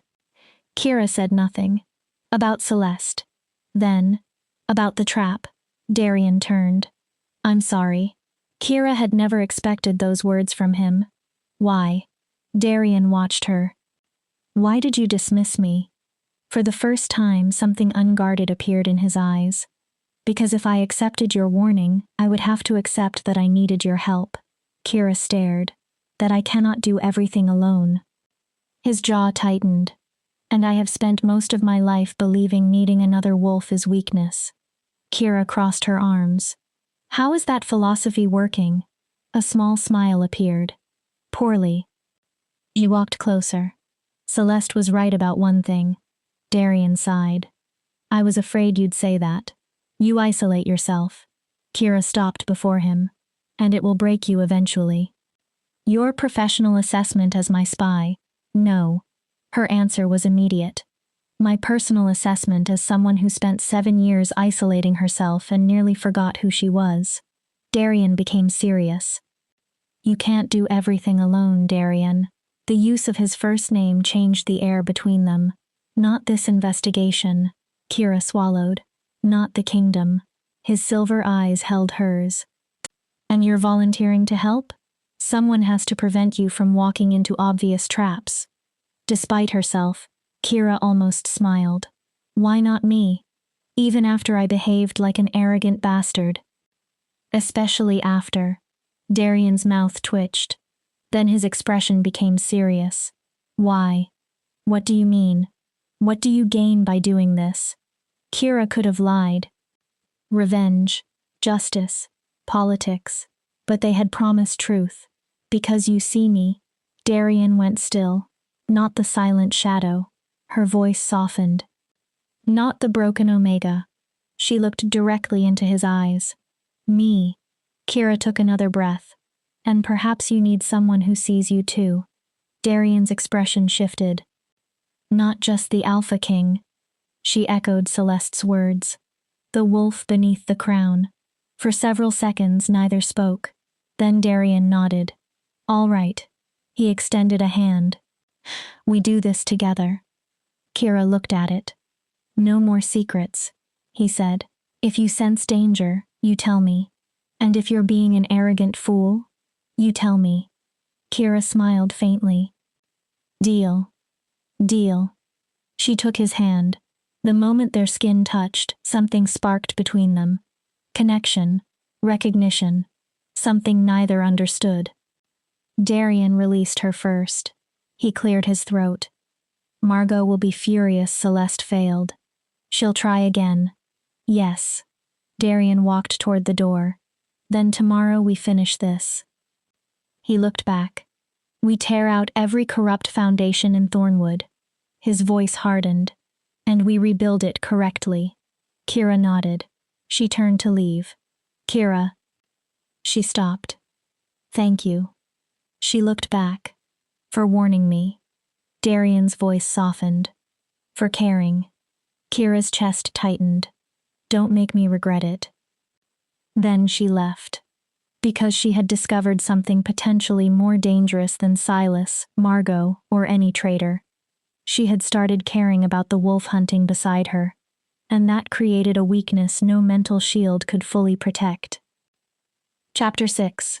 Blood and Betrayal. Retaliation came at dawn. Kira woke to screams. She jumped from bed, ignoring the pain in her healing back. Petra sat up. What's happening? Kira was already moving. She entered the servants' passages and followed the chaos toward the courtyard. What she found stopped her cold. 3 bodies hung from the main gates. 3 servants. Kira recognized all of them. They had been friendly toward Darian's guards. Their throats had been cut. A message had been pinned to each body. Written in blood. Traitors die. The king's spies will fall. The pack stood in horrified silence. Darian was at the center of the courtyard. His face looked carved from stone. Silver eyes burned. Who did this? His voice carried across everyone. Who murdered these wolves? No answer. Kira opened herself to the bond. Horror. Fear. Shock. But beneath it, satisfaction. She searched.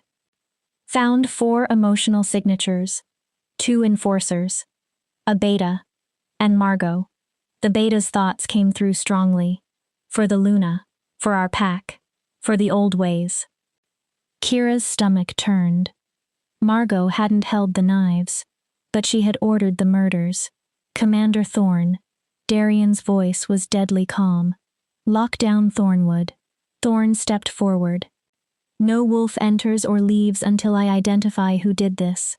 Silas approached. Your Majesty, surely this could have been rogues.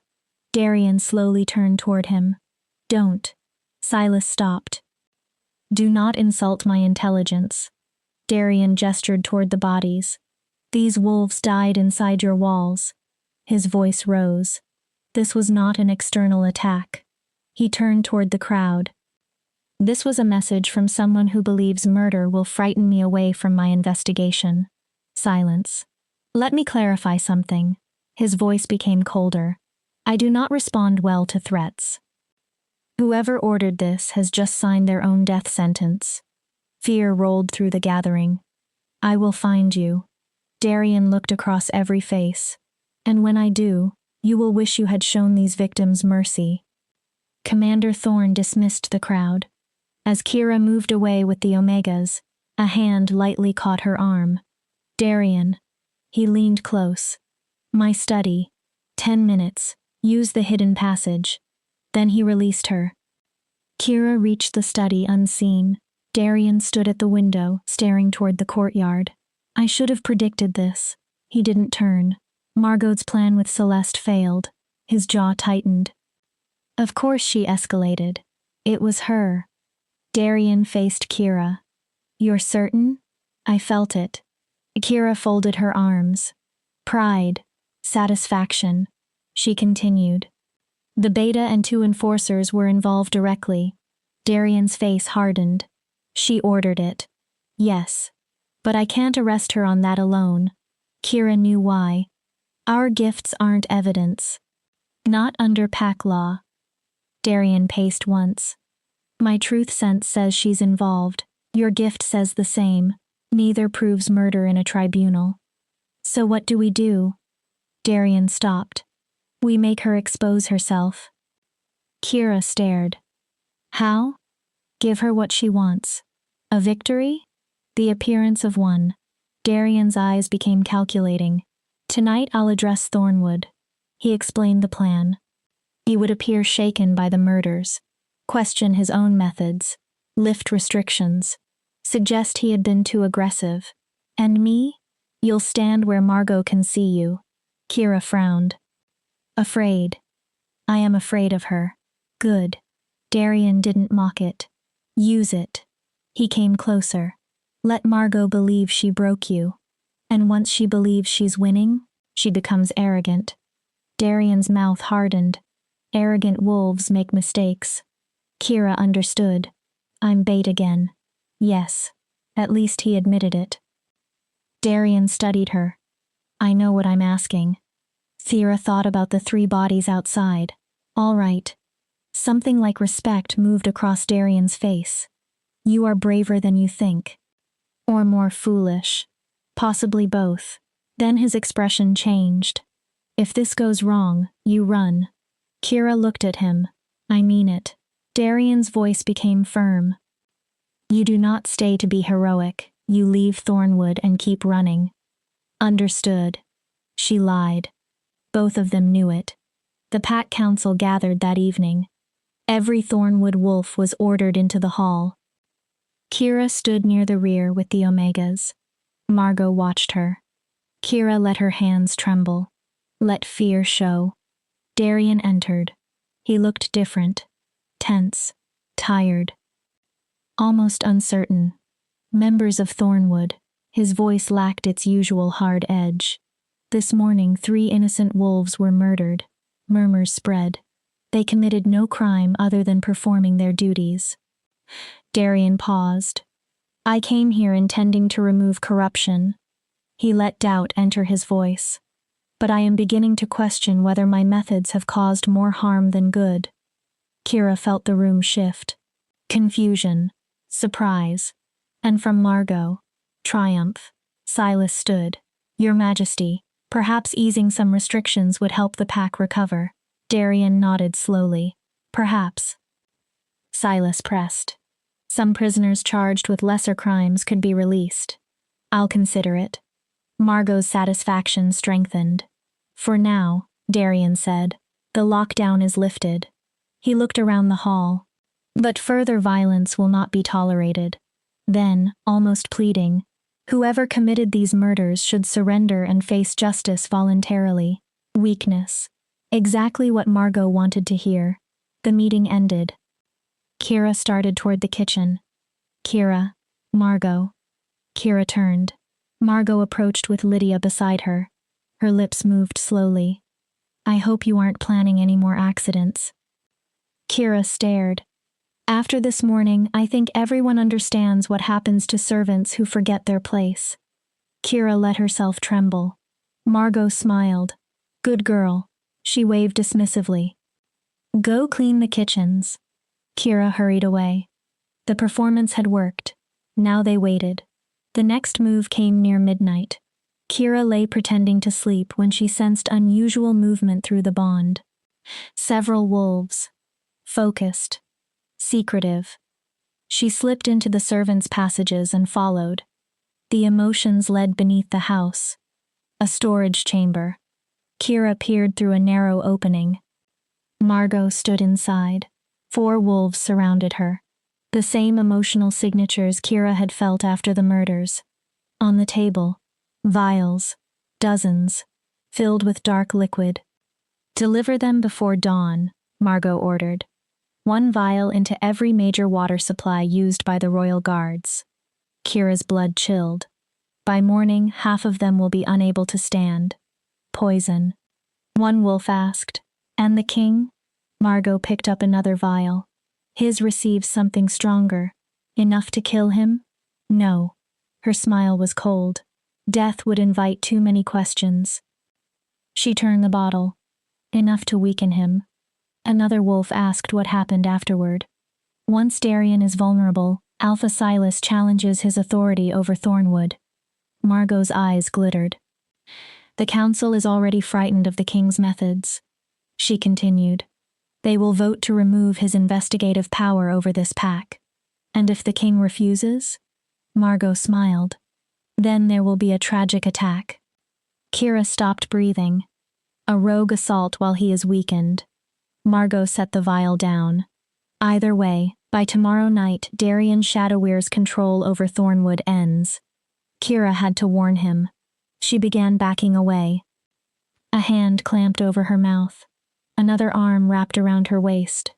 Kira was lifted from the floor. She had been so focused on Margot that she never sensed the guard stationed behind her. Margot appeared in the passage entrance. Well, her smile widened. Look what we caught. Kira was dragged into the storage room, thrown onto the floor. Margot stood above her. I knew it. She crouched. I knew you were too convenient.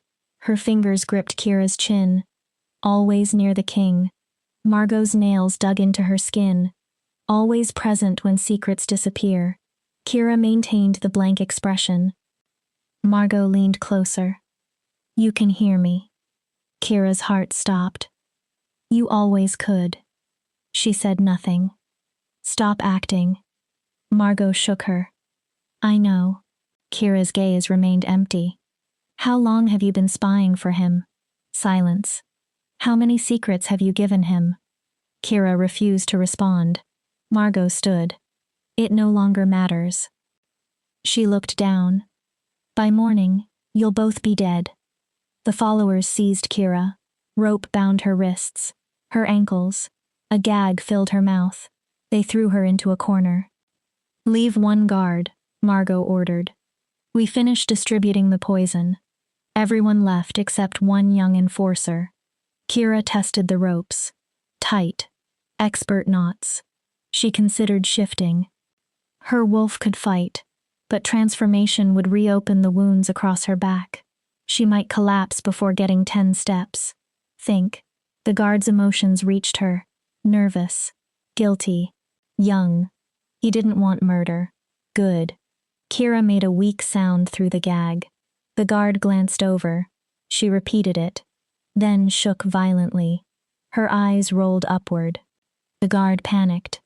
Hey. He approached. Don't choke. He bent down and pulled the gag from her mouth. Kira lunged. Her teeth closed around his hand. Hard. The guard screamed. Kira rolled. Her bound feet struck his knee. He collapsed. Kira scrambled toward the door. Her arms and legs were still tied. Movement became a painful crawl. The guard recovered. He caught her ankle. Kira kicked backward. Her heel hit his face. Blood sprayed from his nose. He released her. She dragged herself into the corridor. The stairs were ahead. If she could reach them. Where do you think you're going? Margot. Kira stopped. Margot stood at the top of the stairwell. One poison vial remained in her hand. I forgot something. She descended slowly. Imagine my surprise when I heard fighting. Margot crouched near Kira. You know what? Her expression became almost calm. I've changed my mind. Kira's heart pounded. I'm not waiting until morning to kill you. Margot drew a knife. Long, sharp. I'll cut you open here. The blade reflected torchlight. Then I'll tell everyone you attacked me. Margot smiled. That you were the spy. Another step. That you helped rogues. The knife rose. And why would the Alpha King believe a broken Omega over the Luna of Thornwood? Kira closed her eyes. Metal moved. Then Margot screamed. Kira's eyes flew open. Darien stood on the stairs. One hand twisted Margot's wrist behind her. The knife fell. Commander Thorne and royal guards flooded the corridor. Darien's silver eyes burned. You were saying? Margot's face went white. Something about me believing you instead of her? Arrest Luna Margot. The guards moved. Charges. Conspiracy to murder the crown, attempted poisoning of royal soldiers, and treason. Margot screamed. This is madness. Darien ignored her. Every conspirator was seized. Then he knelt beside Kira. Are you hurt? Kira shook her head weakly. Darien removed the gag. His fingers went to the ropes. When you failed to report after the council, I knew something was wrong. Kira stared. I placed guards on Margot after our meeting. You knew she would move. I hoped. Darien freed her hands. We followed her. His expression hardened. My guards heard the entire plan. Kira flexed her wrists. I got caught. You uncovered an assassination plot. Darien began untying her ankles, and made the conspirators discuss it where royal witnesses could hear. He looked at her. That is not failure. I was terrified. Bravery does not require an absence of terror. Their eyes met. You could have left when you discovered the poison. Darien's voice softened. But you stayed long enough to understand the plan. You would have done the same. Yes. A faint smile. But I'm the Alpha King. Taking suicidal risks is unfortunately part of my employment. His hand touched Kira's cheek. You were supposed to stay safe. Kira swallowed. I'm not just anything. Darien's smile became real. Warm. She recognized her own words reflected back from him. No. His thumb remained against her cheek. You definitely are not. For a moment, neither moved. Then Commander Thorne cleared his throat.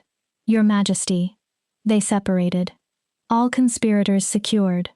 Darien stood. Take them to holding cells. He helped Kira up. We'll interrogate them formally in the morning. Kira tried standing. Can you walk? Yes. Good. Darien's expression darkened. We're not finished.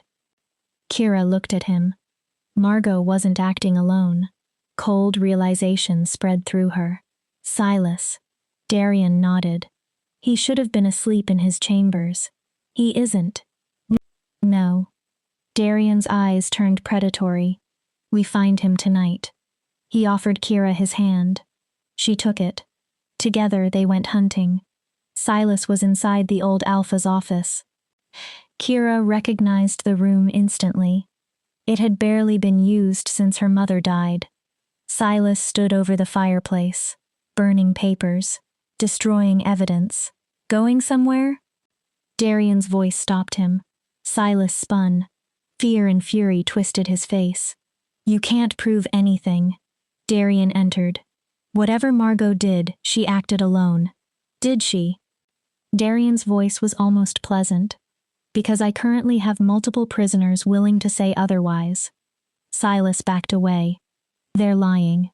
They also claim you stole money from this pack. Lies.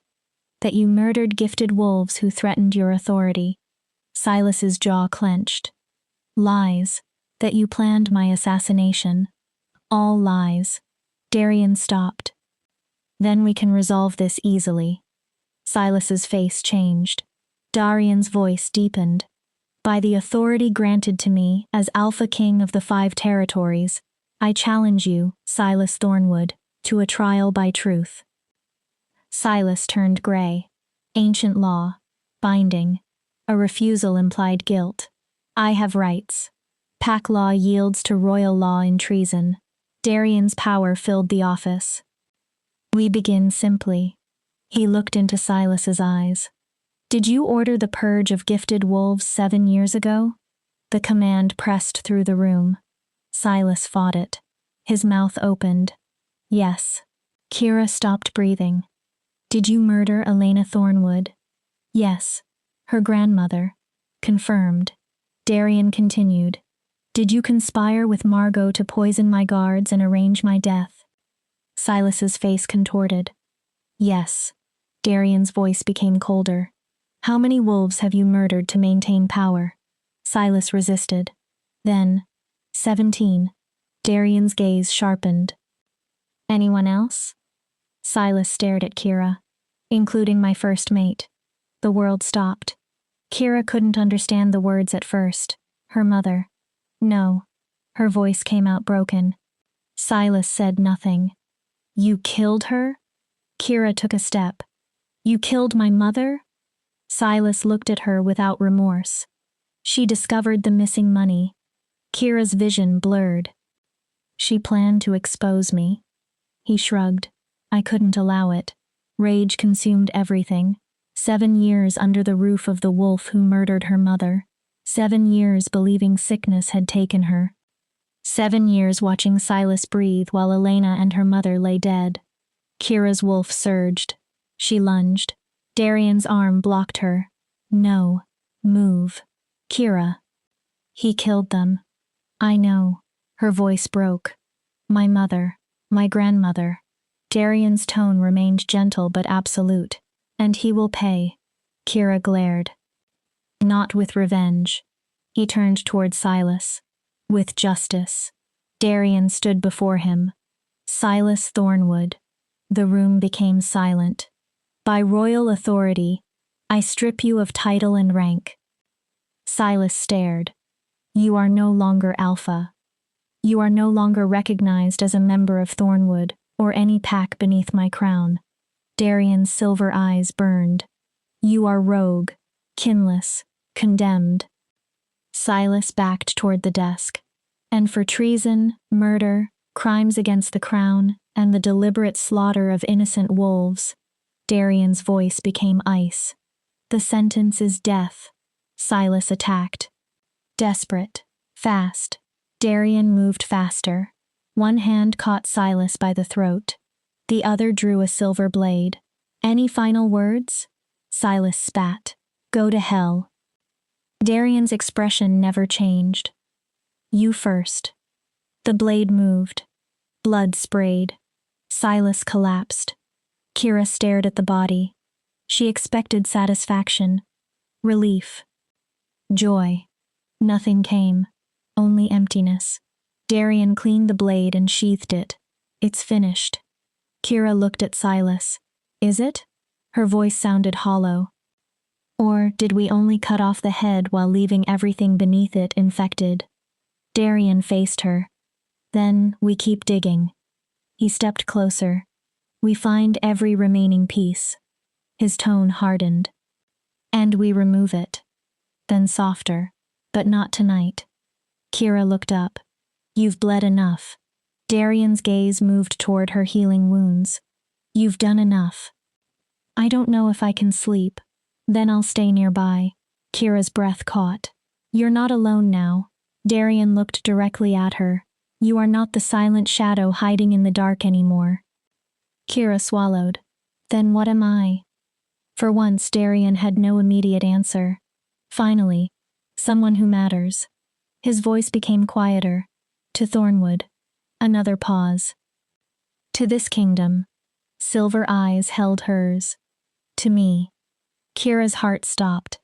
Commander Thorn appeared at the doorway. Your Majesty. The moment shattered. The pack has gathered. News about Silas is spreading. Darian nodded. They want answers.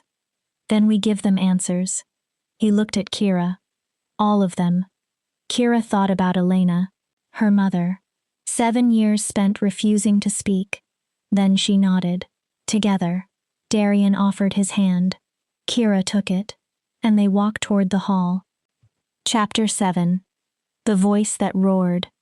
Every member of Thornwood Pack had crowded into the great hall. Fear, grief, confusion, and anger churned through the bond. Their Alpha was dead, their Luna imprisoned. Members of the leadership arrested. The foundation of everything they believed had collapsed within days. Kira stood on the raised platform beside Darian. Visible, no longer hiding among Omegas. Her hands trembled. She forced herself upright. Darian wore formal black and silver. His presence steadied the room. Members of Thornwood Pack. His voice carried through the hall. Tonight your former Alpha and Luna were charged with treason, conspiracy to murder, and crimes against innocent wolves. Murmurs erupted.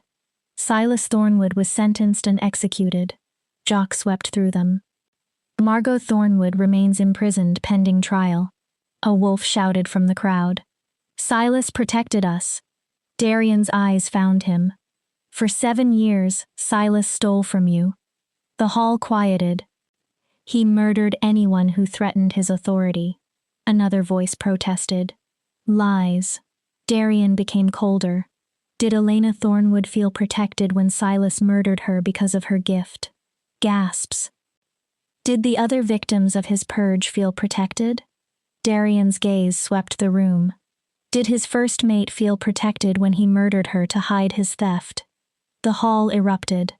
Kira closed her eyes briefly. Her mother's murder still felt unreal. Commander Thorn stepped forward carrying documents. Confessions exist, Darian continued. Financial records exist. Witnesses exist. He gestured toward Thorn. Everything will be made available to the pack. Someone called.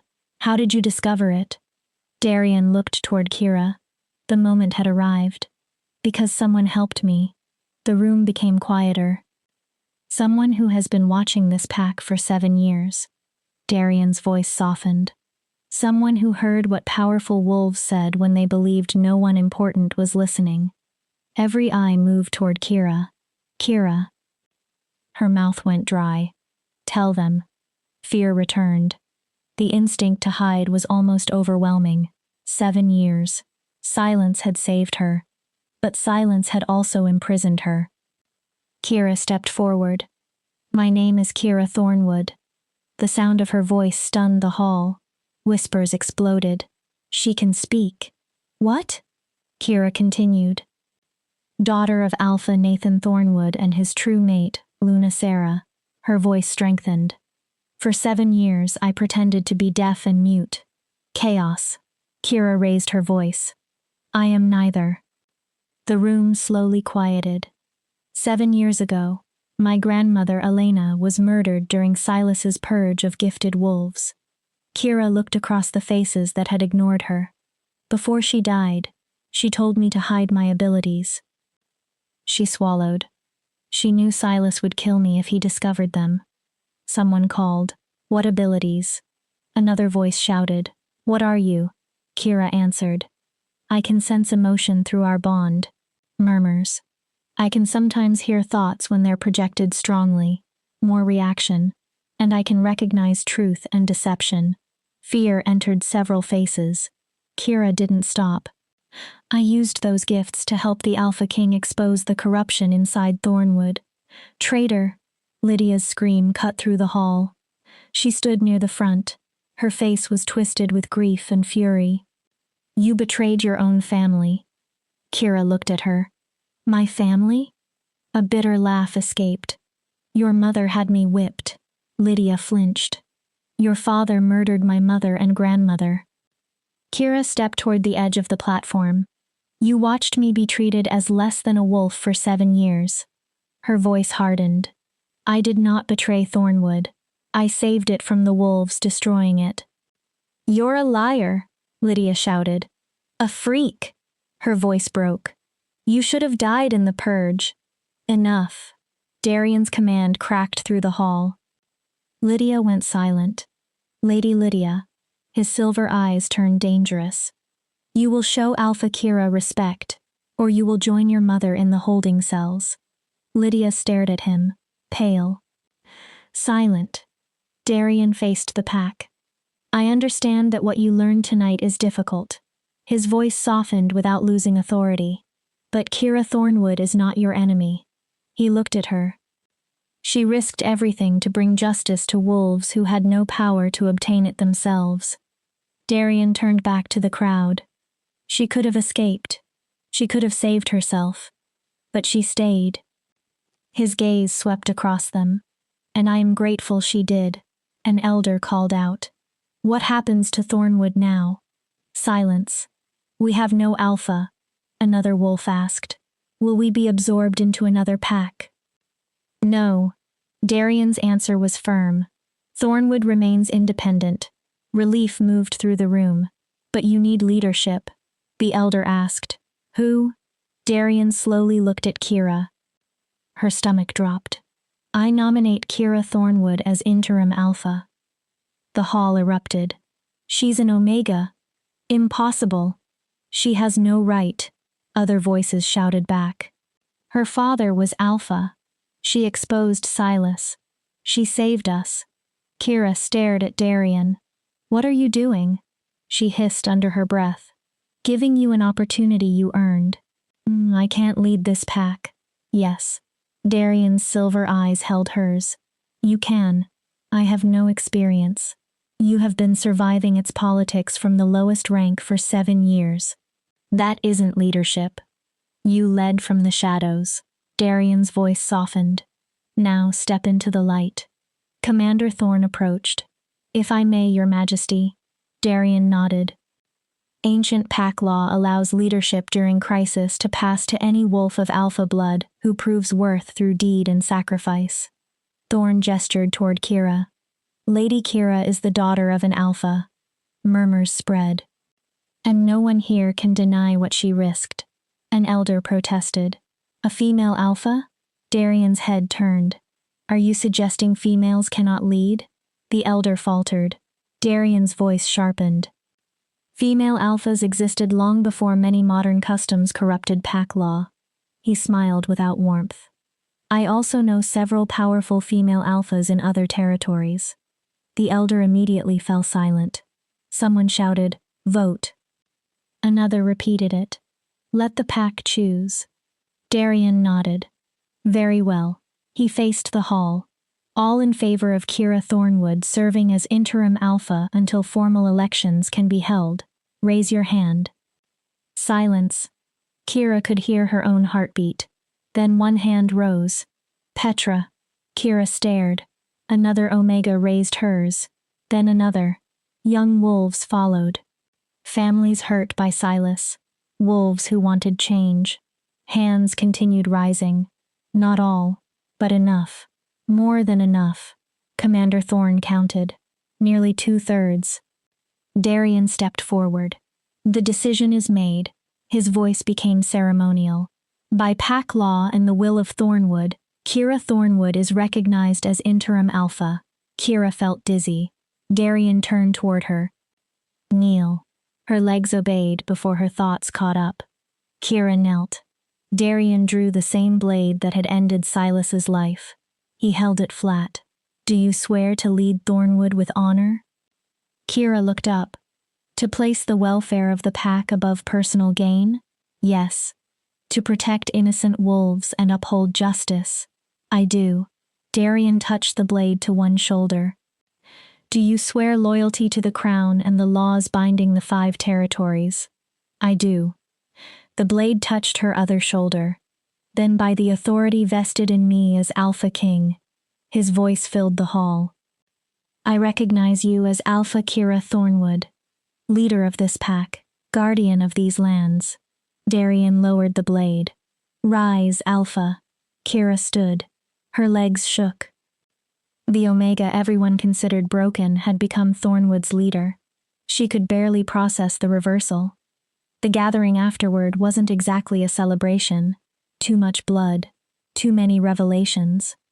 But relief moved through many wolves. Some congratulated Kira. Others watched cautiously. A few radiated resentment. Lydia most of all. Leadership would not magically repair Thornwood. Kira knew that. She would have to earn trust every day. Commander Thorn approached. Alpha Kira. The title felt strange. The king requests you in the study. Kira followed him. Darian was pouring 2 glasses of wine. Congratulations. He offered one. Kira accepted it but didn't drink. How does it feel? Terrifying. Darian waited. Surreal. She looked at the glass. Overwhelming. That sounds about right. Why did you do it? Kira faced him. You could have appointed someone experienced. Yes. Someone politically connected. Yes. Instead, you chose me. Darian's expression became serious. I chose the wolf I trust. Kira said nothing. The wolf who proved loyalty to truth before loyalty to rank. He stepped closer. The wolf who possessed a gift that could have been used for selfish advantage, and instead used it to protect others. Kira narrowed her eyes. Or you chose someone indebted to you. Darian smiled faintly. Good. What? Keep that suspicion. He walked toward the window. Never lose it. Then he looked back. But you're wrong. His expression softened.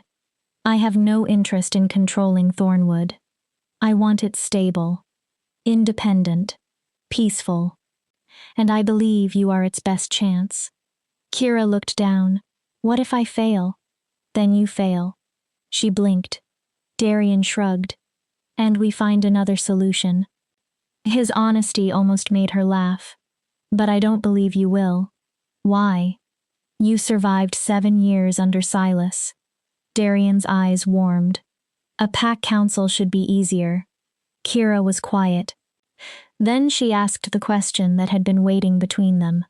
What happens to us? Darian stopped. The silence changed. That depends. On what? I leave Thornwood soon. Kira's chest tightened. There are other territories to inspect. Of course. You stay here. Yes. Rebuild. Yes. Darian looked at her. We will be separated. Kira forced herself to nod. Unless. Her eyes lifted. Unless what? Darian approached. Unless we create another arrangement. What kind? A formal alliance between Thornwood and the Crown. Kira listened. You serve as one of my advisors. Remotely?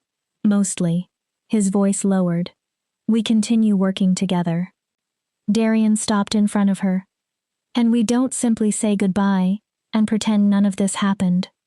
Kira's heart pounded. You want me as an advisor. Darian looked directly into her eyes. I want you as several things. Her breathing changed. An advisor.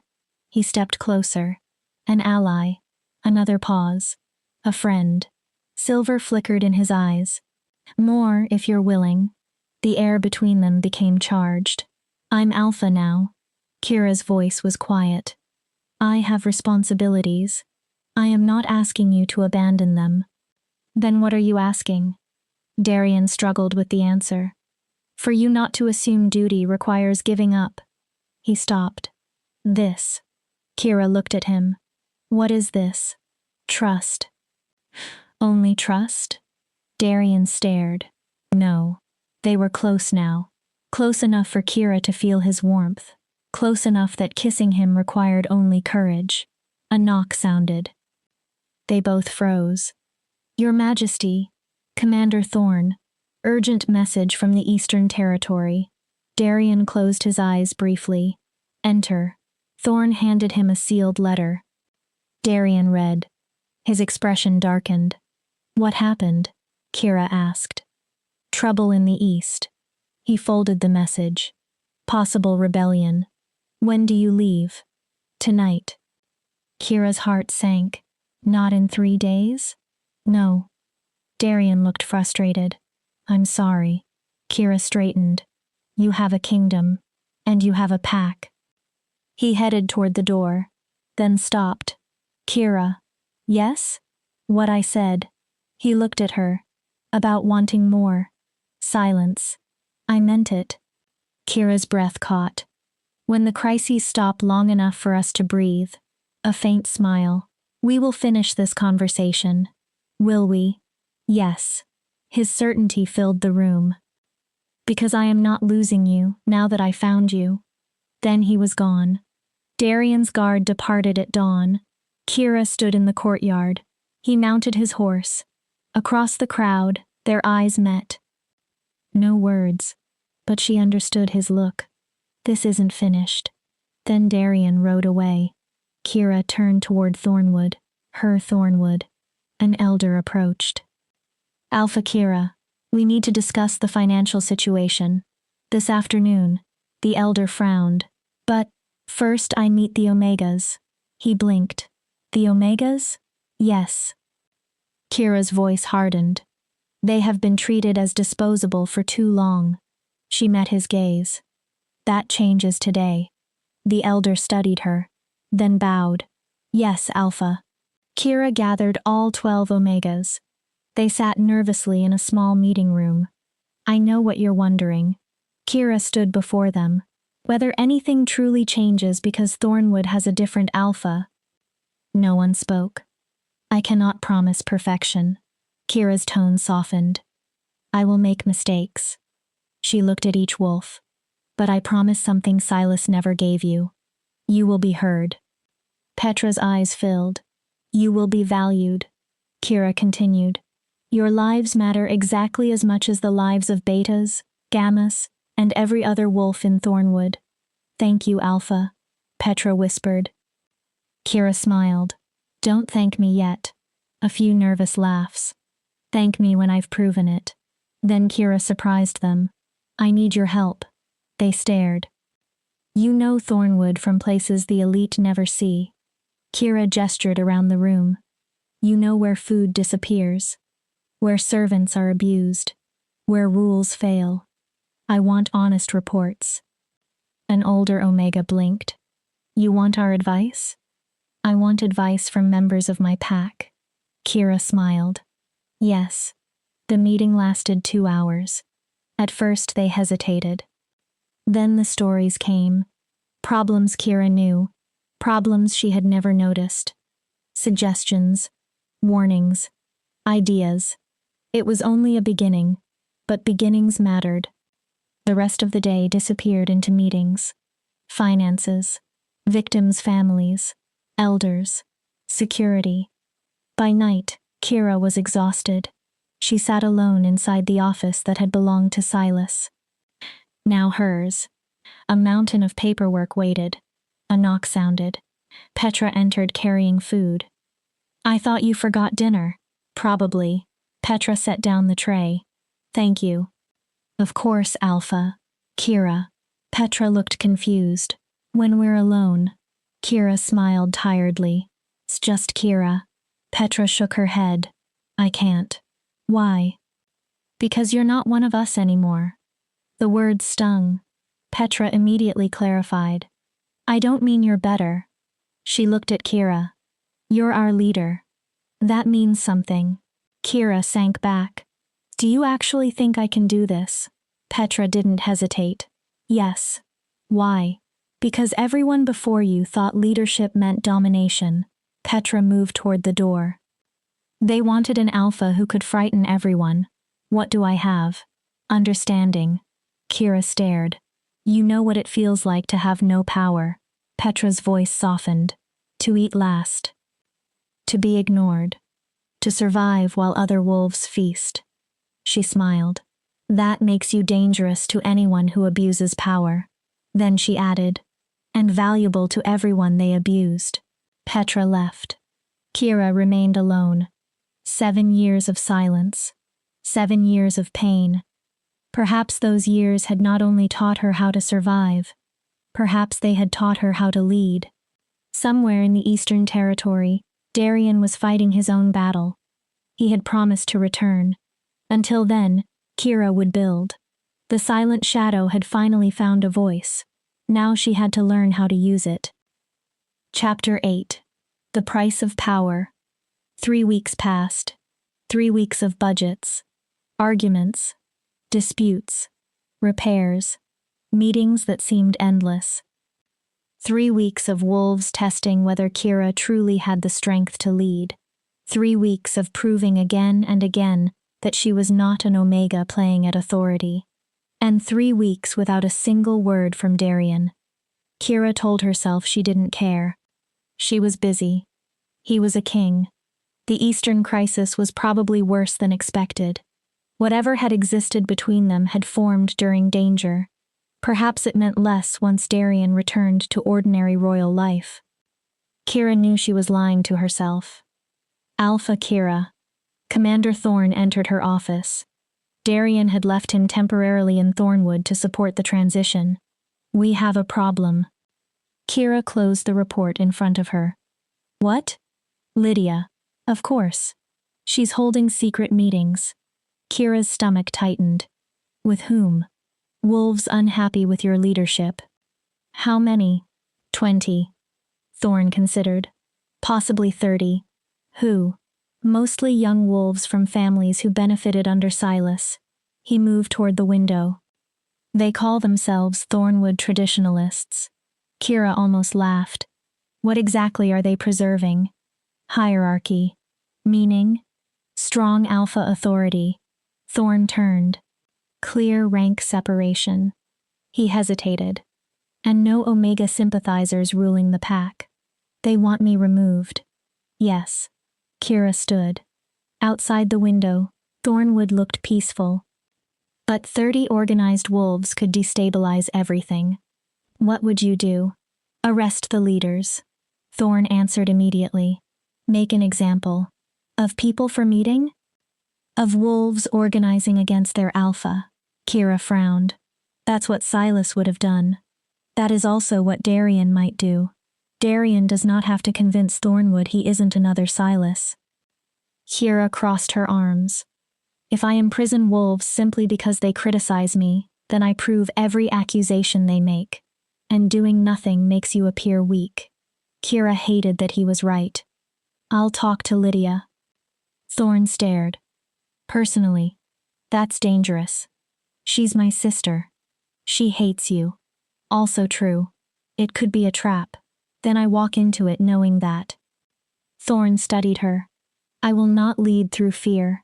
Kira's voice became firm.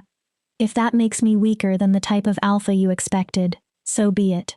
For several seconds, Thorn said nothing. Then he smiled. What? The king chose well. Kira rolled her eyes. I'm nothing like Darian. You are almost exactly like him. That may be the most insulting thing anyone has said to me all week. Stubborn. Thorn counted on his fingers. Idealistic. Another.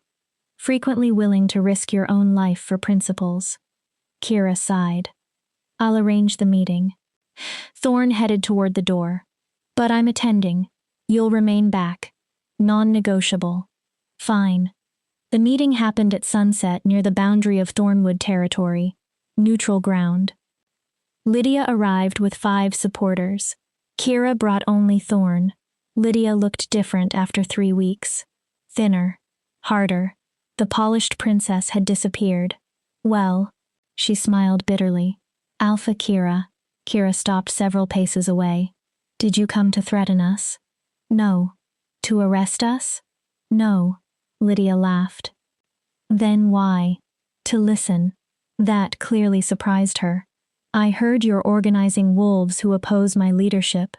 Kira kept her tone calm. I want to know why. Lydia's laugh became cruel. You want to understand? She stepped closer. Fine. Her eyes burned. You destroyed my family. Kira said nothing. My father is dead. Lydia continued. My mother is imprisoned. You took my home, status, and future. She looked Kira up and down. And then you let the Alpha King place you on a throne you didn't earn. Kira remained still. We all know how you earned it. Thorn's posture changed.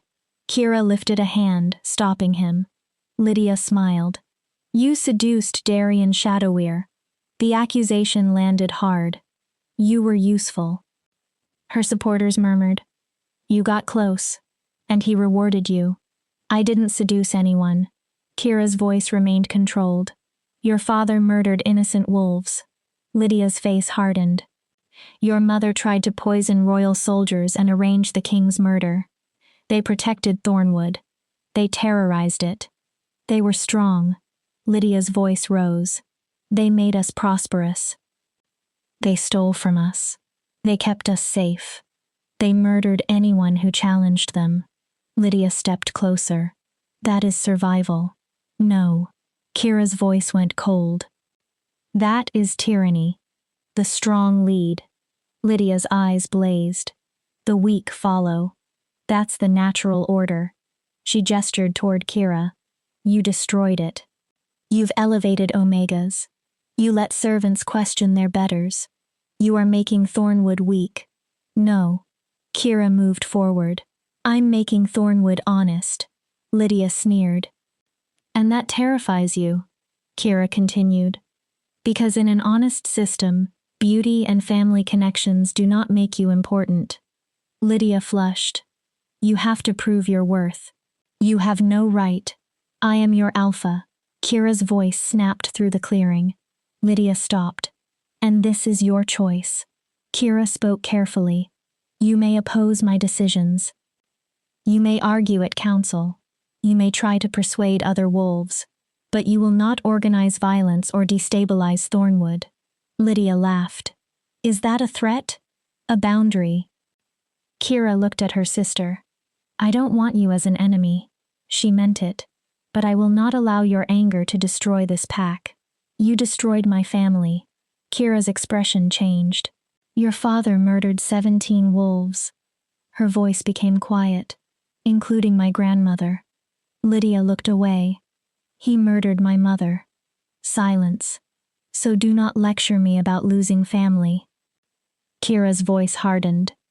You still have your life. She stepped closer. That is more mercy than Silas gave any of his victims.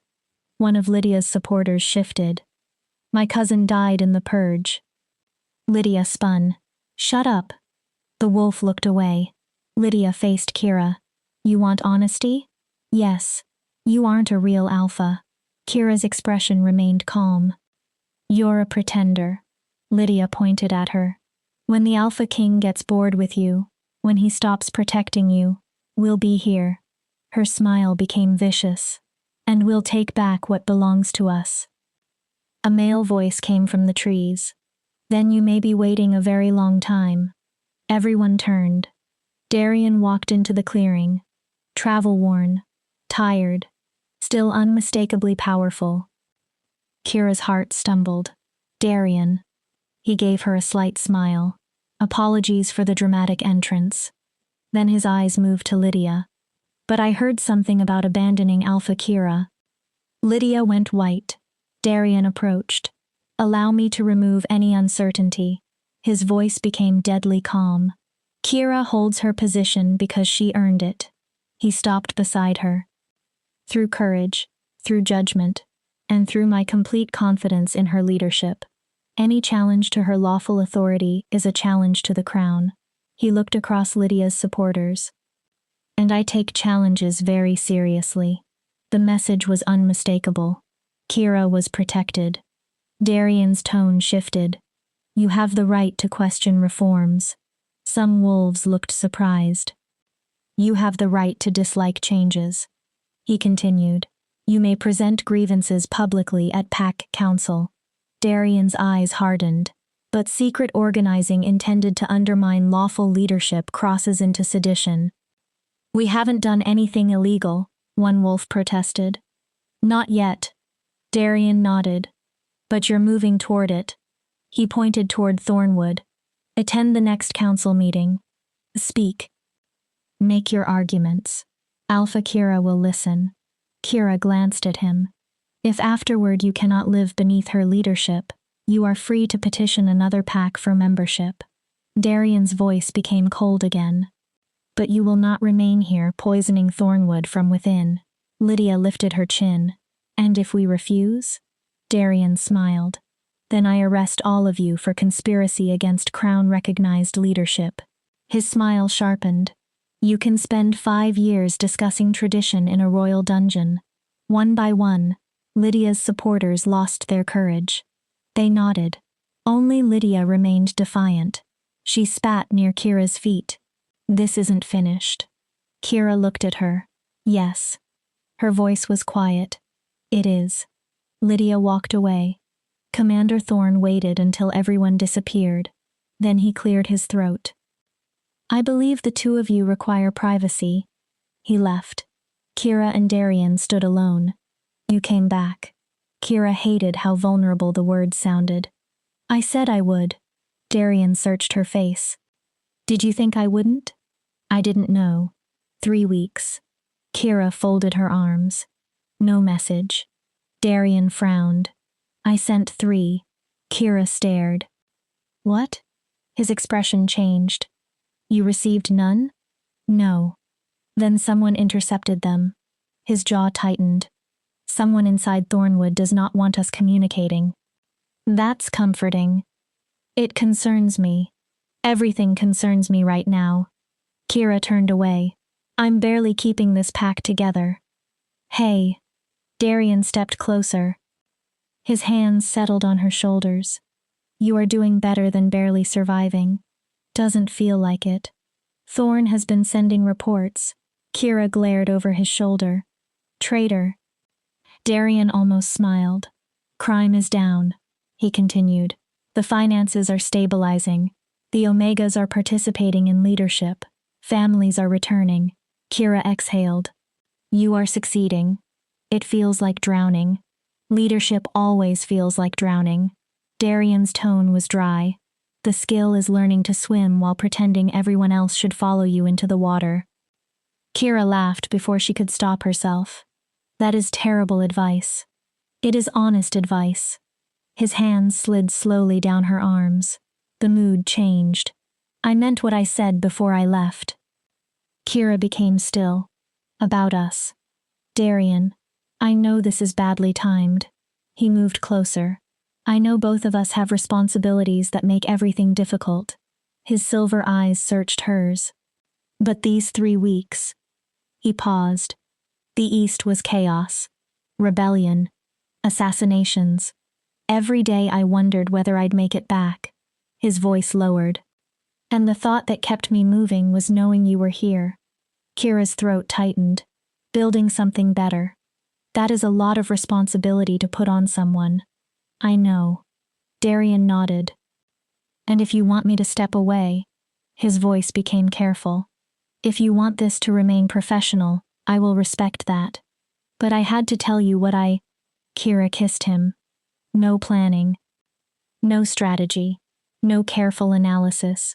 She rose onto her toes and pressed her mouth to his. Darian froze for 1 heartbeat. Then his arms wrapped around her. He kissed her back. Everything Kira had restrained for years seemed to break loose at once. The kiss was fierce, tender, desperate. His hand moved into her hair. Her fingers gripped his shirt.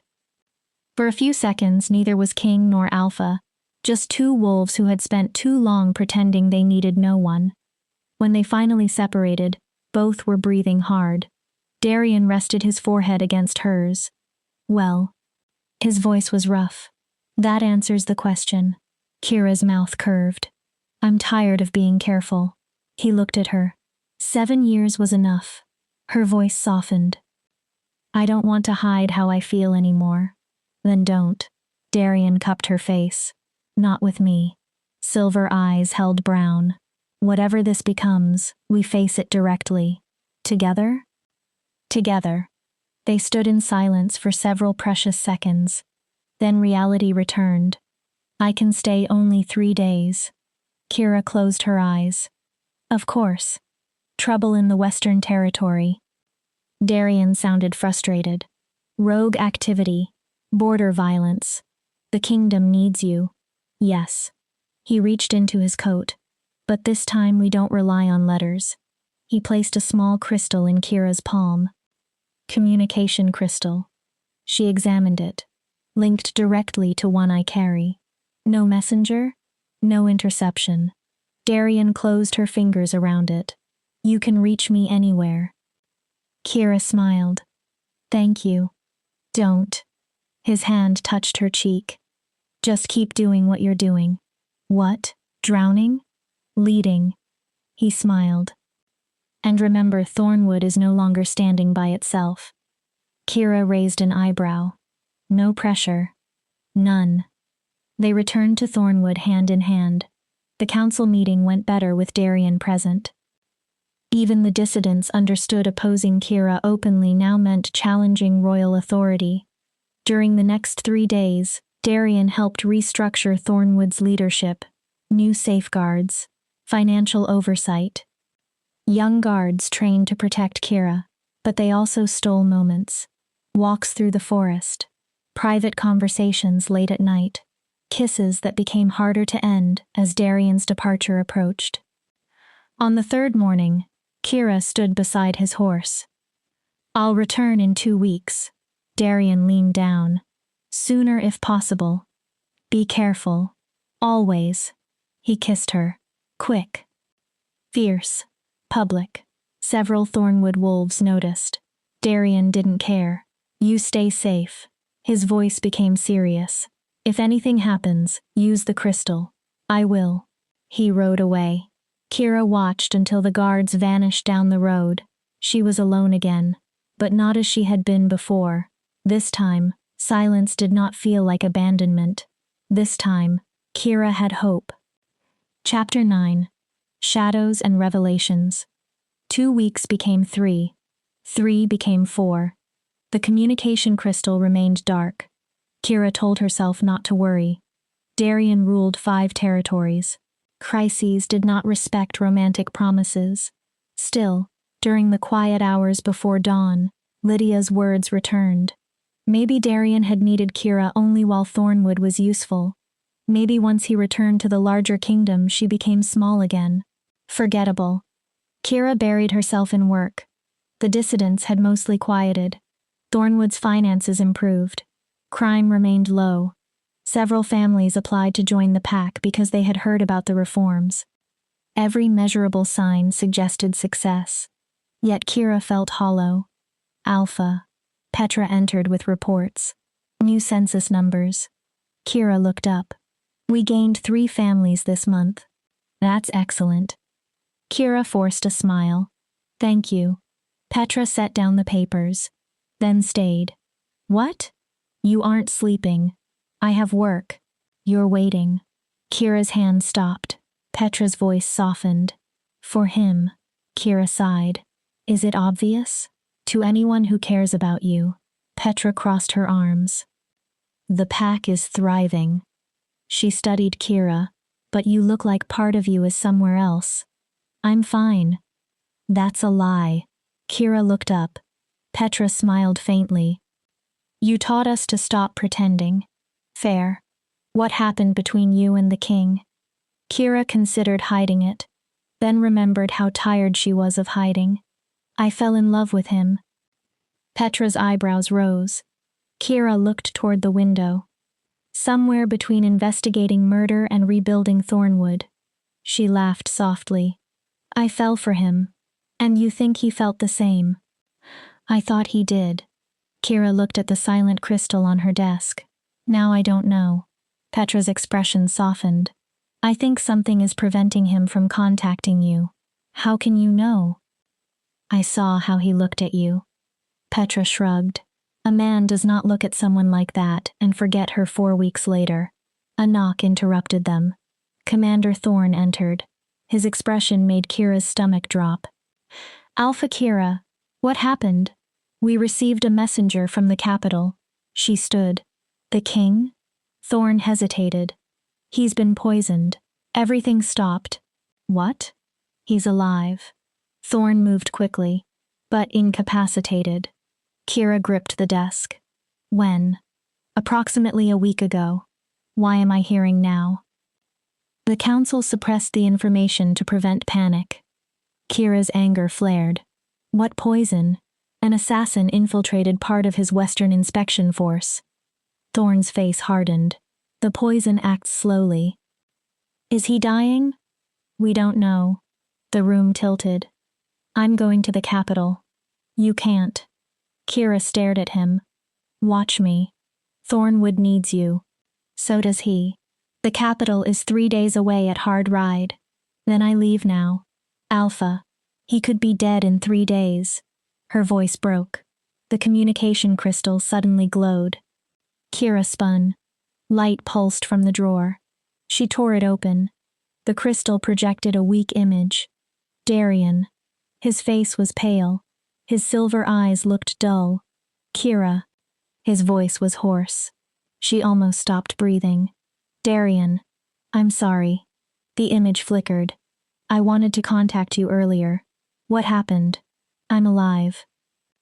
A weak smile. Technically. Don't joke. The poison is Shadowbane. Thorn cursed quietly. Kira looked between them. What is that? Darien answered. A poison designed to weaken gifts. Kira froze. Gifts? Wolves like us. Gifted wolves. Yes. His image flickered. Someone knew exactly what I am. Darien breathed with visible effort. They knew my truth sense is part of what makes me dangerous politically. So they're trying to remove your gift, without turning me into a martyr through obvious assassination. Kira's hands tightened around the crystal. What do the healers say? I'll probably recover. Probably? Weeks. Darien grimaced. Possibly months. I'm coming. No. His answer was immediate. Darien. No, Kira. His tone softened. You stay in Thornwood. I don't care about Thornwood right now. I do. She stared. The territories are unstable. Darien continued. If everyone learns I cannot use my gift, rebellions will begin. Kira's jaw tightened. I need alphas I trust to keep their packs stable. I care about you. I know. The tenderness in his face hurt more. But you are Alpha. Darien's voice became quiet. Your responsibilities do not disappear because we love each other. Kira closed her eyes. There it was. The price. Power meant duty. Duty did not pause for fear. How bad is it? She opened her eyes. Truth. Darien didn't answer immediately. Bad enough that maintaining this connection is difficult. Kira swallowed. My gift is gone. His silver eyes looked almost gray. I cannot identify lies. Darien. The Royal Council is already preparing for the possibility I won't recover. Stop. I need to be realistic. No. Kira. Do not tell me to prepare for you to die. Her voice shook. Do not give up. A faint smile. There's the fire. I'm serious. So am I. His expression became grave. You will need that fire. Why? The person who poisoned me is still active. Darien struggled for breath. And I don't believe I am the only target. Cold moved through Kira. What do you mean? You exposed corruption. His image flickered. You helped me remove powerful wolves. Darien. If someone is eliminating gifted leaders, you are vulnerable. Kira's hands became cold. You think they'll attack Thornwood. I think you should trust almost no one. His voice weakened. Increase security. Guard food. Water. Watch for weakness or loss of gift. The image began breaking apart. Darien? Kira. Darien. Be careful. The crystal went dark. No. Kira shook it. Darien. Nothing. Thorn moved beside her. Kira stared at the dead crystal. Someone poisoned the Alpha King. Her voice became steady. And now they may come here. We've already doubled the guards, Thorn said. Food and water access? Restricted. Visitors. Screened. Good. Thorn hesitated. There is something else. Kira looked up. The messenger brought a letter. He gave her a sealed document. Royal Council. Kira broke it. Every line made her colder. Because His Majesty remained incapacitated, the Royal Council was assuming temporary authority. Every alpha appointed during the previous 3 months would be reviewed. Kira's position would be examined at a formal council hearing in 2 weeks. She was ordered to appear and prove she could lead Thornwood without direct royal support. Failure meant removal. A replacement would be selected from an established bloodline. The signature: Lord Chancellor Gideon Blackwood, Regent Protector of the Realm. Kira lowered the letter.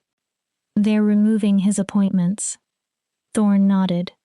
The moment he becomes weak, they're undoing his reforms. Yes. Kira looked at the document. This is a coup. A legal one, if they succeed. Kira folded the letter. I'll go. Thorn frowned. To the hearing. That's exactly what Blackwood wants. Then I'll disappoint him. He will humiliate you publicly. Thorn stepped closer. They want to make you an example. Should I hide? No. Should I let them remove me? No. Then what? Thorn's expression became calculating. You build alliances. With whom? The other alphas Darien appointed. Kira listened. 7 in 6 months. Unconventional choices? Everyone. Gifted? Most. Traditional bloodlines? Not necessarily. Thorn nodded. 3 women. 4 men. Kira understood. Blackwood wants all of us gone. Yes. Then all of us appear together. Thorn smiled. Now you're thinking like a political leader. Kira ignored that. Send messages. Request a meeting on neutral ground. We coordinate before the hearing. Thorn nodded. As you command. When he left, Petra remained. What can I do? Keep Thornwood stable while I'm gone. Kira took Petra's hands. Watch everyone. Food. Water. If anyone shows unusual weakness, evacuate. Petra stared.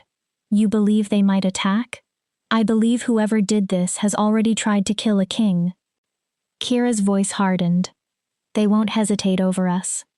And if something happens to you? Kira paused. You lead until help arrives. Petra's eyes widened. What? You've been learning. No. Yes. Kira, be prepared. She squeezed Petra's hands. That's all I'm asking. After everyone left, Kira sat alone. Darien was poisoned. The council was attacking the reforms. Unknown enemies were moving. Everything they had built seemed one push away from collapse. But Kira wasn't 12 anymore. She wasn't a frightened girl hiding behind silence. She was Alpha Kira Thornwood. And she intended to fight. Replies from the other newly appointed alphas came quickly. 5 agreed to meet. 1 never answered. The reason arrived later. Alpha Thomas had died 2 weeks earlier during what officials called a hunting accident. The final response came from Alpha Helena in the south. 3 words. Trust no one. Then, they are watching. The meeting was arranged at an ancient neutral gathering ground. Kira traveled with Thorn and a small guard. 2 days through forest and open territory. Every shadow felt dangerous. They reached the site near sunset. A circular clearing, ancient standing stones, symbols carved into rock from a language older than the crown. 4 alphas had already arrived. Alpha Cade of the Eastern Pack was only 25. His gift allowed him to see possible paths forward, to sense probabilities. Darien had appointed him after Cade exposed a conspiracy involving pack secrets sold to rogues. Alpha Sarah from the Mountain Pack was older, fierce. Her gift involved truth-speaking. She had uncovered evidence that the previous Alpha's mysterious death was murder. Alpha Finn of River Pack was broad and serious. He sensed danger before it arrived. His gift had saved his entire pack from a rogue assault secretly arranged by their former Alpha. Alpha Ren of Coastal Pack possessed an ability to read memories from objects. Ren had solved a murder that had divided the Coastal Pack for decades. Every one of them was gifted. Every one had exposed corruption. Every one represented everything the old political system feared. Kira stood within the circle. "Thank you for coming." The Alphas watched her. "I assume all of you received summonses from the council." Nods. "Then we know what they're doing." Kira looked around. The moment Darien became vulnerable, they began dismantling everything he changed. Sarah stepped forward. "It's worse." Everyone turned. "I investigated Shadowbane." Kira's attention sharpened. "It isn't naturally occurring." Sarah continued. "It was created deliberately, specifically for gifted wolves." Cade frowned. "How long would preparation require?" "Years." Silence. "The ingredients are rare." Sarah's expression darkened. "Whoever made it has money, access, and patience." Finn asked, "What about Thomas?" Sarah looked at him. "I examined the body." A pause. "He had signs of Shadowbane exposure." Shock swept the group. "So his hunting accident?" "Wasn't an accident." Finn swore. Ren crossed both arms. "They're eliminating gifted alphas." "One at a time," Cade said. "But why?" Kira knew. "Because we see things." Everyone looked toward her. Lies. Intention. Memory. Danger. Possible futures. Kira's voice strengthened. "Gifted leaders are difficult to manipulate." She looked around the circle. "Remove us, and the old political families can operate through deception again." Cade exhaled. "We cannot fight the entire council." "We don't." Kira stepped into the center. "We force them into the open." "How?" "The hearing." She looked at each alpha. "They expect isolated wolves arriving one at a time. Easy to intimidate. Easy to dismiss." Sarah slowly nodded. "So we arrive together. All 5. Kira continued. "With records from our packs. Testimony. Results. And we demand the hearing be public." Ren's eyes sharpened. "To make removing us politically expensive." "Exactly." Kira nodded. "Darien built his reforms around transparency. We use transparency to protect them." Finn looked uncertain. "If this fails, they're already trying to kill us." Kira cut in. "If we fail, we lose positions they're already planning to take." The alphas looked at one another. Sarah nodded first. "I'm with you." Cade followed. "East stands with Thornwood." Finn sighed. "River Pack too." Ren nodded. "Coastal." Kira released a breath. "Thank you." Then an arrow screamed through the clearing. It struck the stone beside Kira's head. Commander Thorn roared. "Ambush." Figures emerged from the forest. Masked. Armed. At least 20. Professional. The assassins had found them. Chapter 10. The Silent Shadow Roars. Arrows filled the clearing. Kira dove behind one of the standing stones. Steel crashed against steel as guards engaged the attackers. Snarls. Screams. Blood.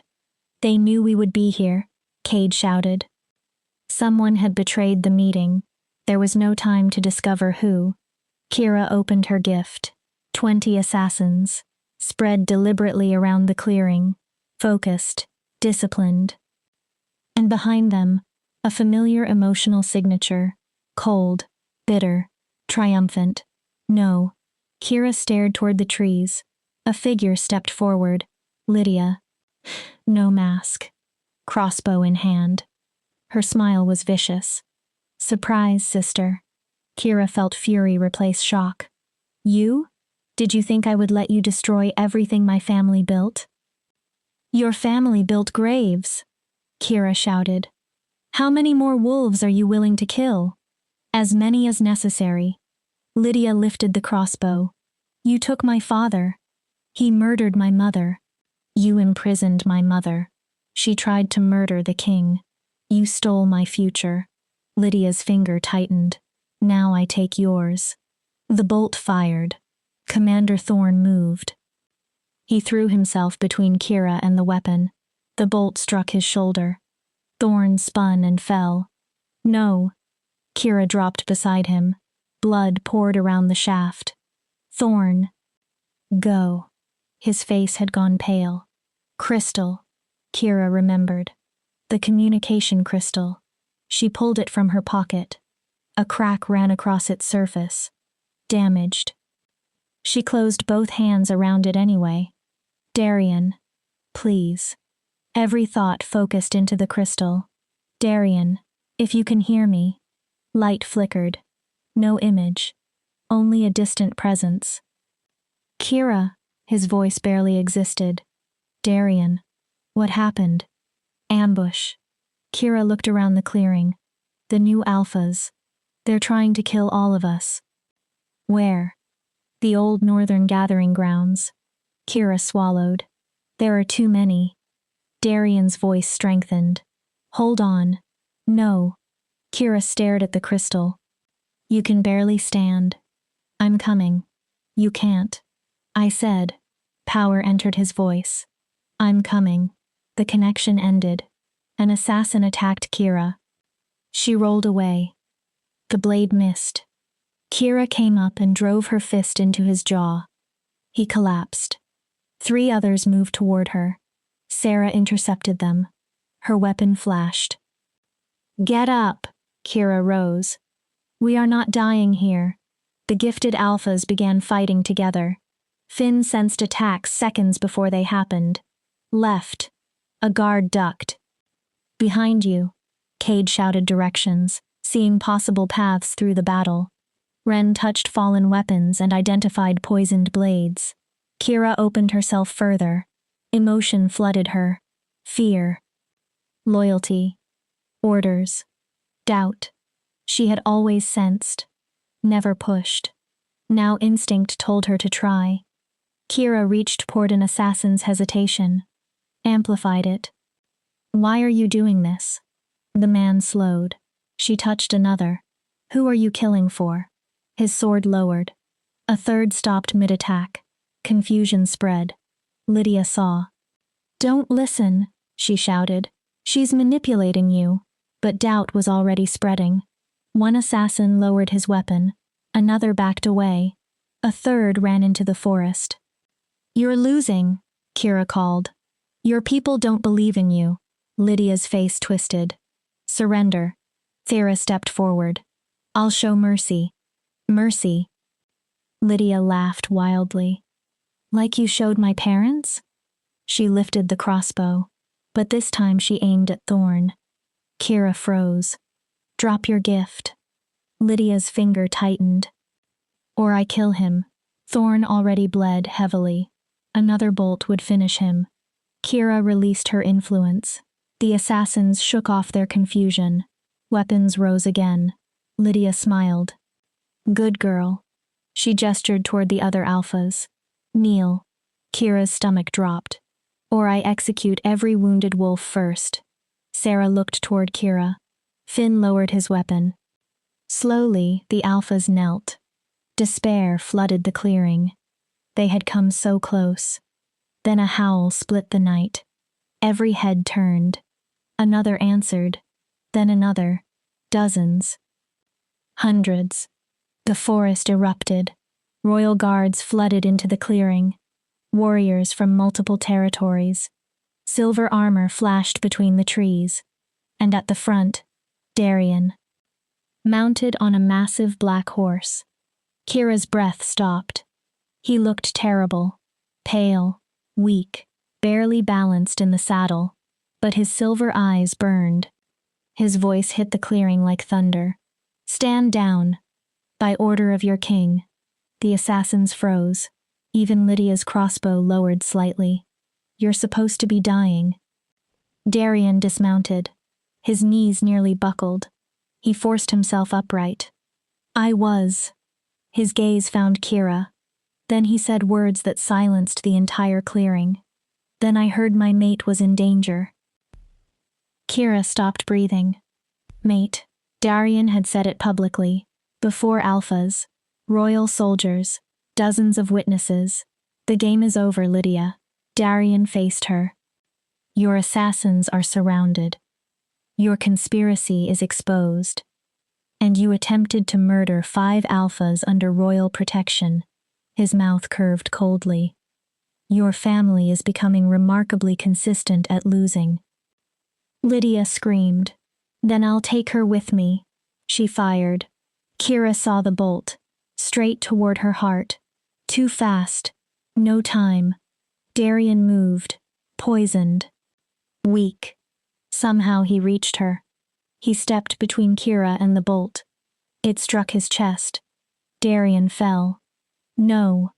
Kira's scream tore across the clearing. She dropped beside him. Blood poured around the shaft. Too much. Darian. Her hands pressed against the wound. No. His eyes struggled to focus. You can't. Kira's voice broke. You promised. His hand lifted weakly, touched her face. It's okay. No.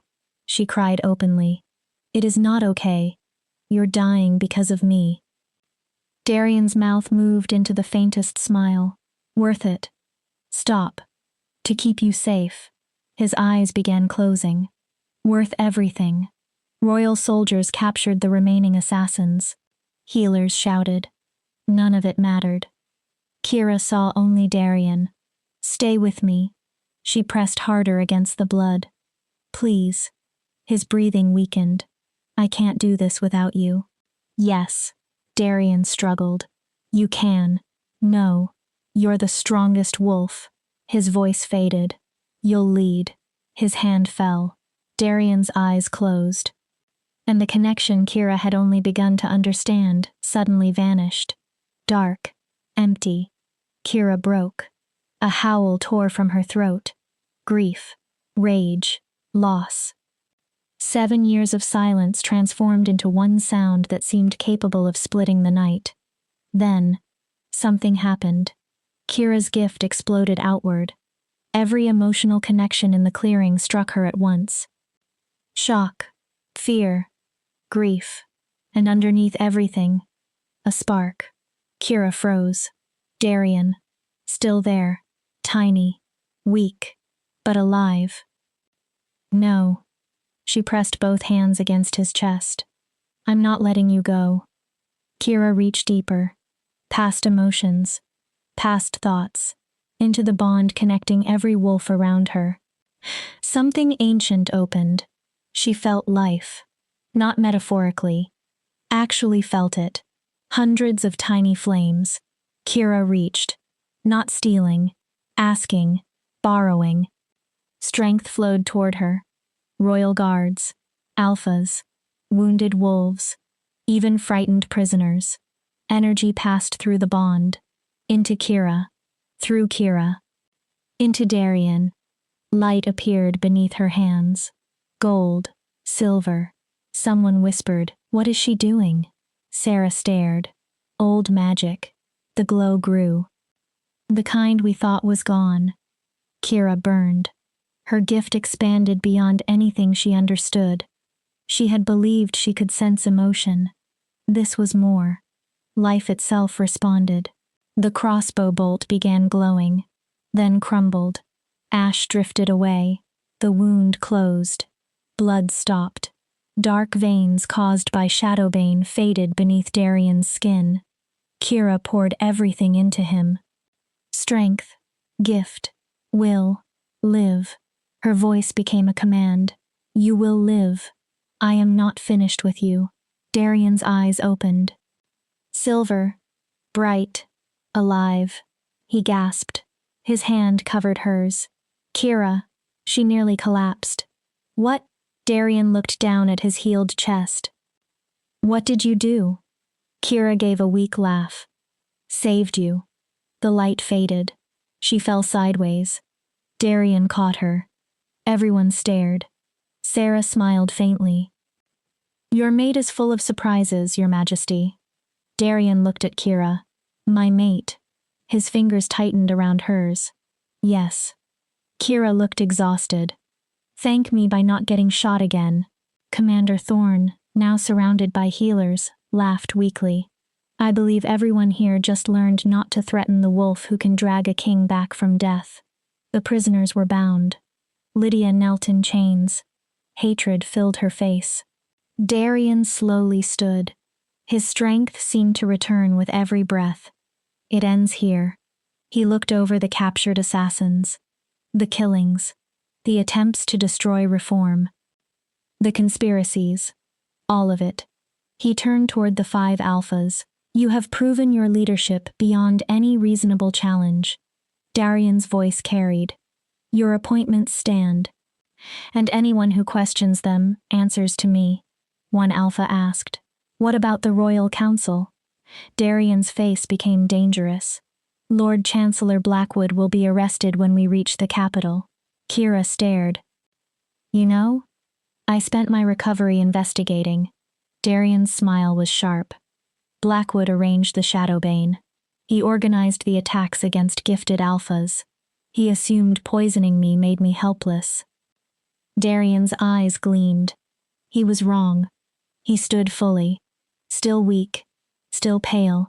But king again. There will be no review hearing.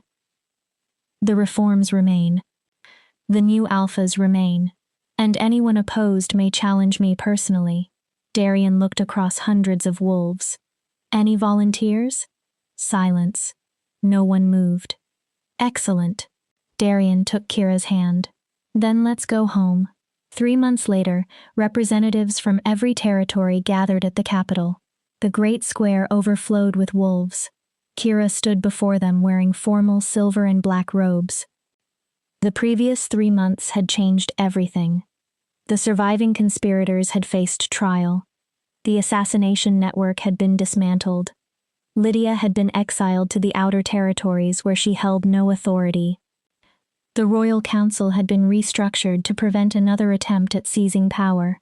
And Kira had spent those months beside Darian, not only as Alpha of Thornwood, as his mate, his partner, his equal in rebuilding the kingdom. A high priestess stood before her. Kira Thornwood. Kira raised her head. Do you swear to uphold the laws of the 5 territories? I do. To judge fairly? I do. To protect the innocent? I do. To punish corruption regardless of rank? Kira looked toward Darian. I do. The priestess lifted a silver circlet. Then, under ancient law and sacred tradition, the crown settled onto Kira's head. I proclaim you Alpha Queen of the 5 territories. The crowd erupted. Darian approached. How does it feel? Kira breathed. Terrifying. He smiled. Surreal? Extremely. Good.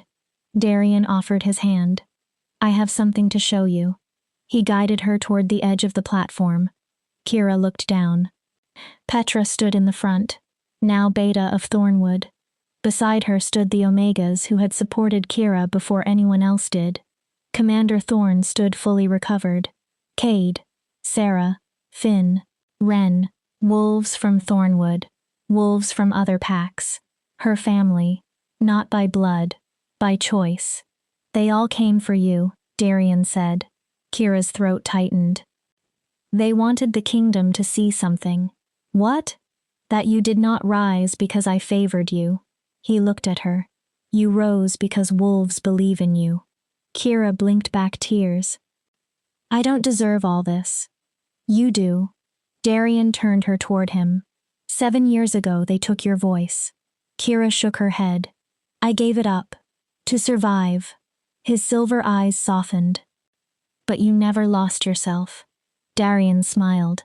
And now the entire kingdom is going to hear you. Kira laughed. That is painfully dramatic. It is also true. He looked into her eyes. I love you, Kira Thornwood. Her breath caught despite everything they had shared. Silent shadow. Alpha. Queen. The wolf who saved my life. His voice softened. And helped save my kingdom. Kira smiled. I love you too. She touched his face. Even when you are unbearably dramatic. Darian kissed her before the entire kingdom. The crowd roared. When they separated, Darian looked toward the gathered wolves. Shall we address our people, my queen? Kira took his hand. Together. Always. They faced a kingdom still healing from corruption. Kira thought of Elena, her mother. Every gifted wolf murdered because powerful leaders were frightened of difference. This was for them. She stepped forward. Wolves of the 5 territories. Her voice carried through the square. For too long, power in our lands belonged to wolves who confused fear with respect. The crowd became silent. For too long, gifted wolves were hunted simply for being different. She lifted her head. For too long, strength was confused with tyranny. Kira paused. That ends now. Cheers began. The old ways that demanded silence, submission, and fear are finished. Her voice strengthened. We will build something better. A kingdom where gifts are protected rather than hunted. Where leadership is earned through honor and action, not merely birth. Where every wolf has a voice. Kira looked across the crowd. From the highest alpha, she remembered the kitchens, to the lowest omega. Howls erupted. Kira waited. Change will not be easy. The crowd quieted again. There will always be wolves who prefer the old system because corruption made them powerful. Kira squeezed Darian's hand. But we will face them together. We will protect one another. And we will build a future worthy of those who were silenced before us. Her eyes lifted. The ones who were silenced. Then her voice became fierce. But never broken. Darian looked at her with pride. Kira smiled. The silent shadow found her roar. And she will never be silent again. The square exploded with howls. Thousands. Kira felt the crown on her head. Darian's hand around hers. The strength of her people surrounding them. 7 years hidden. 7 years surviving. 7 years without a voice. Now that voice could shake a kingdom. Epilogue. 1 year later, moonlight filled the royal nursery. Silver and gold decorated the walls. 2 infants slept inside a crib. Twins. A boy. A girl. Both had Darian's silver eyes. And according to the healers, both already showed signs of powerful gifts. Kira stood beside them. One hand rested over her stomach. Another life was growing there. Actually, 3. The healers had confirmed triplets. All gifted. You should be sleeping. Darian's voice came from the doorway.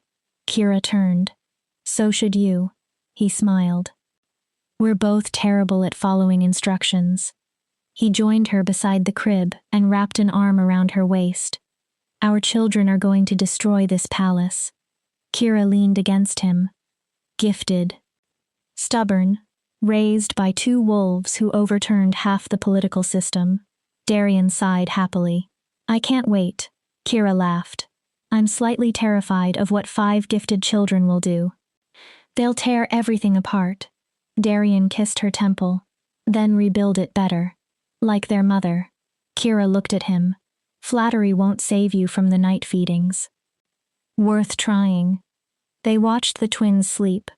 Darian asked, How is Thornwood? Thriving. Kira smiled. Petra sent the latest reports. Crime? Still low. Finances? Strong. Applications? 6 more families want to transfer. Darian raised an eyebrow. Even several traditionalists have accepted the reforms. Imagine that. Kira grinned. Apparently results matter more than bloodline. Darian's expression turned dramatically thoughtful. Who could have predicted treating wolves with dignity would work better than terrorizing them? Certainly not Blackwood. Darian snorted. How is he enjoying exile? Probably about as much as Lydia. Kira became quiet. Darian's face turned serious. I still worry. About what? Exiled wolves remember grudges. Kira turned in his arms. Let them. He watched her. We built something stronger than them. Her hand rested on his chest. If another enemy comes, we deal with it exactly as we dealt with everything else. Together. Together. Darian pulled her closer. Have I thanked you today for spilling tea on Lydia? Kira laughed. That was a tactical masterpiece. It was reckless, strategic, painful, necessary. Darian smiled. Like most of your plans. Ah, plans. Kira corrected him. We are partners, remember? As if you allow me to forget. That's because every time you make a unilateral decision, I have to explain that unilateral decisions are how tyrants think. Darian looked offended. I am a reformed tyrant. You were never a tyrant. Arrogant king? Frequently. Fair. One twin moved. A small sound came from the crib. Kira leaned over and gently rocked the child until the baby settled again. They're going to change everything. Darian stood beside her. Our children? Yes. Kira watched them. They'll grow up in a kingdom where a gift isn't a death sentence. Her voice softened. Where being different doesn't mean hiding. Where Omegas know they can rise. Where bloodline is not more important than character. Darian looked at her. A kingdom you helped create. Not me alone. Kira shook her head. You. The new alphas. Petra. Thorn. Every wolf who decided something better was possible. She took Darian's hand. We did it together. Darian looked toward the twins. Then we make sure it survives for them. He squeezed her hand. For every gifted child born after them. For every Omega who needs to know how high they can rise. Kira smiled. Deal. Then she yawned. Darian laughed. Finally. What?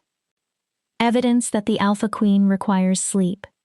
We have approximately 2 hours before one of those two demands food. Only 2? Welcome to parenthood, Your Majesty.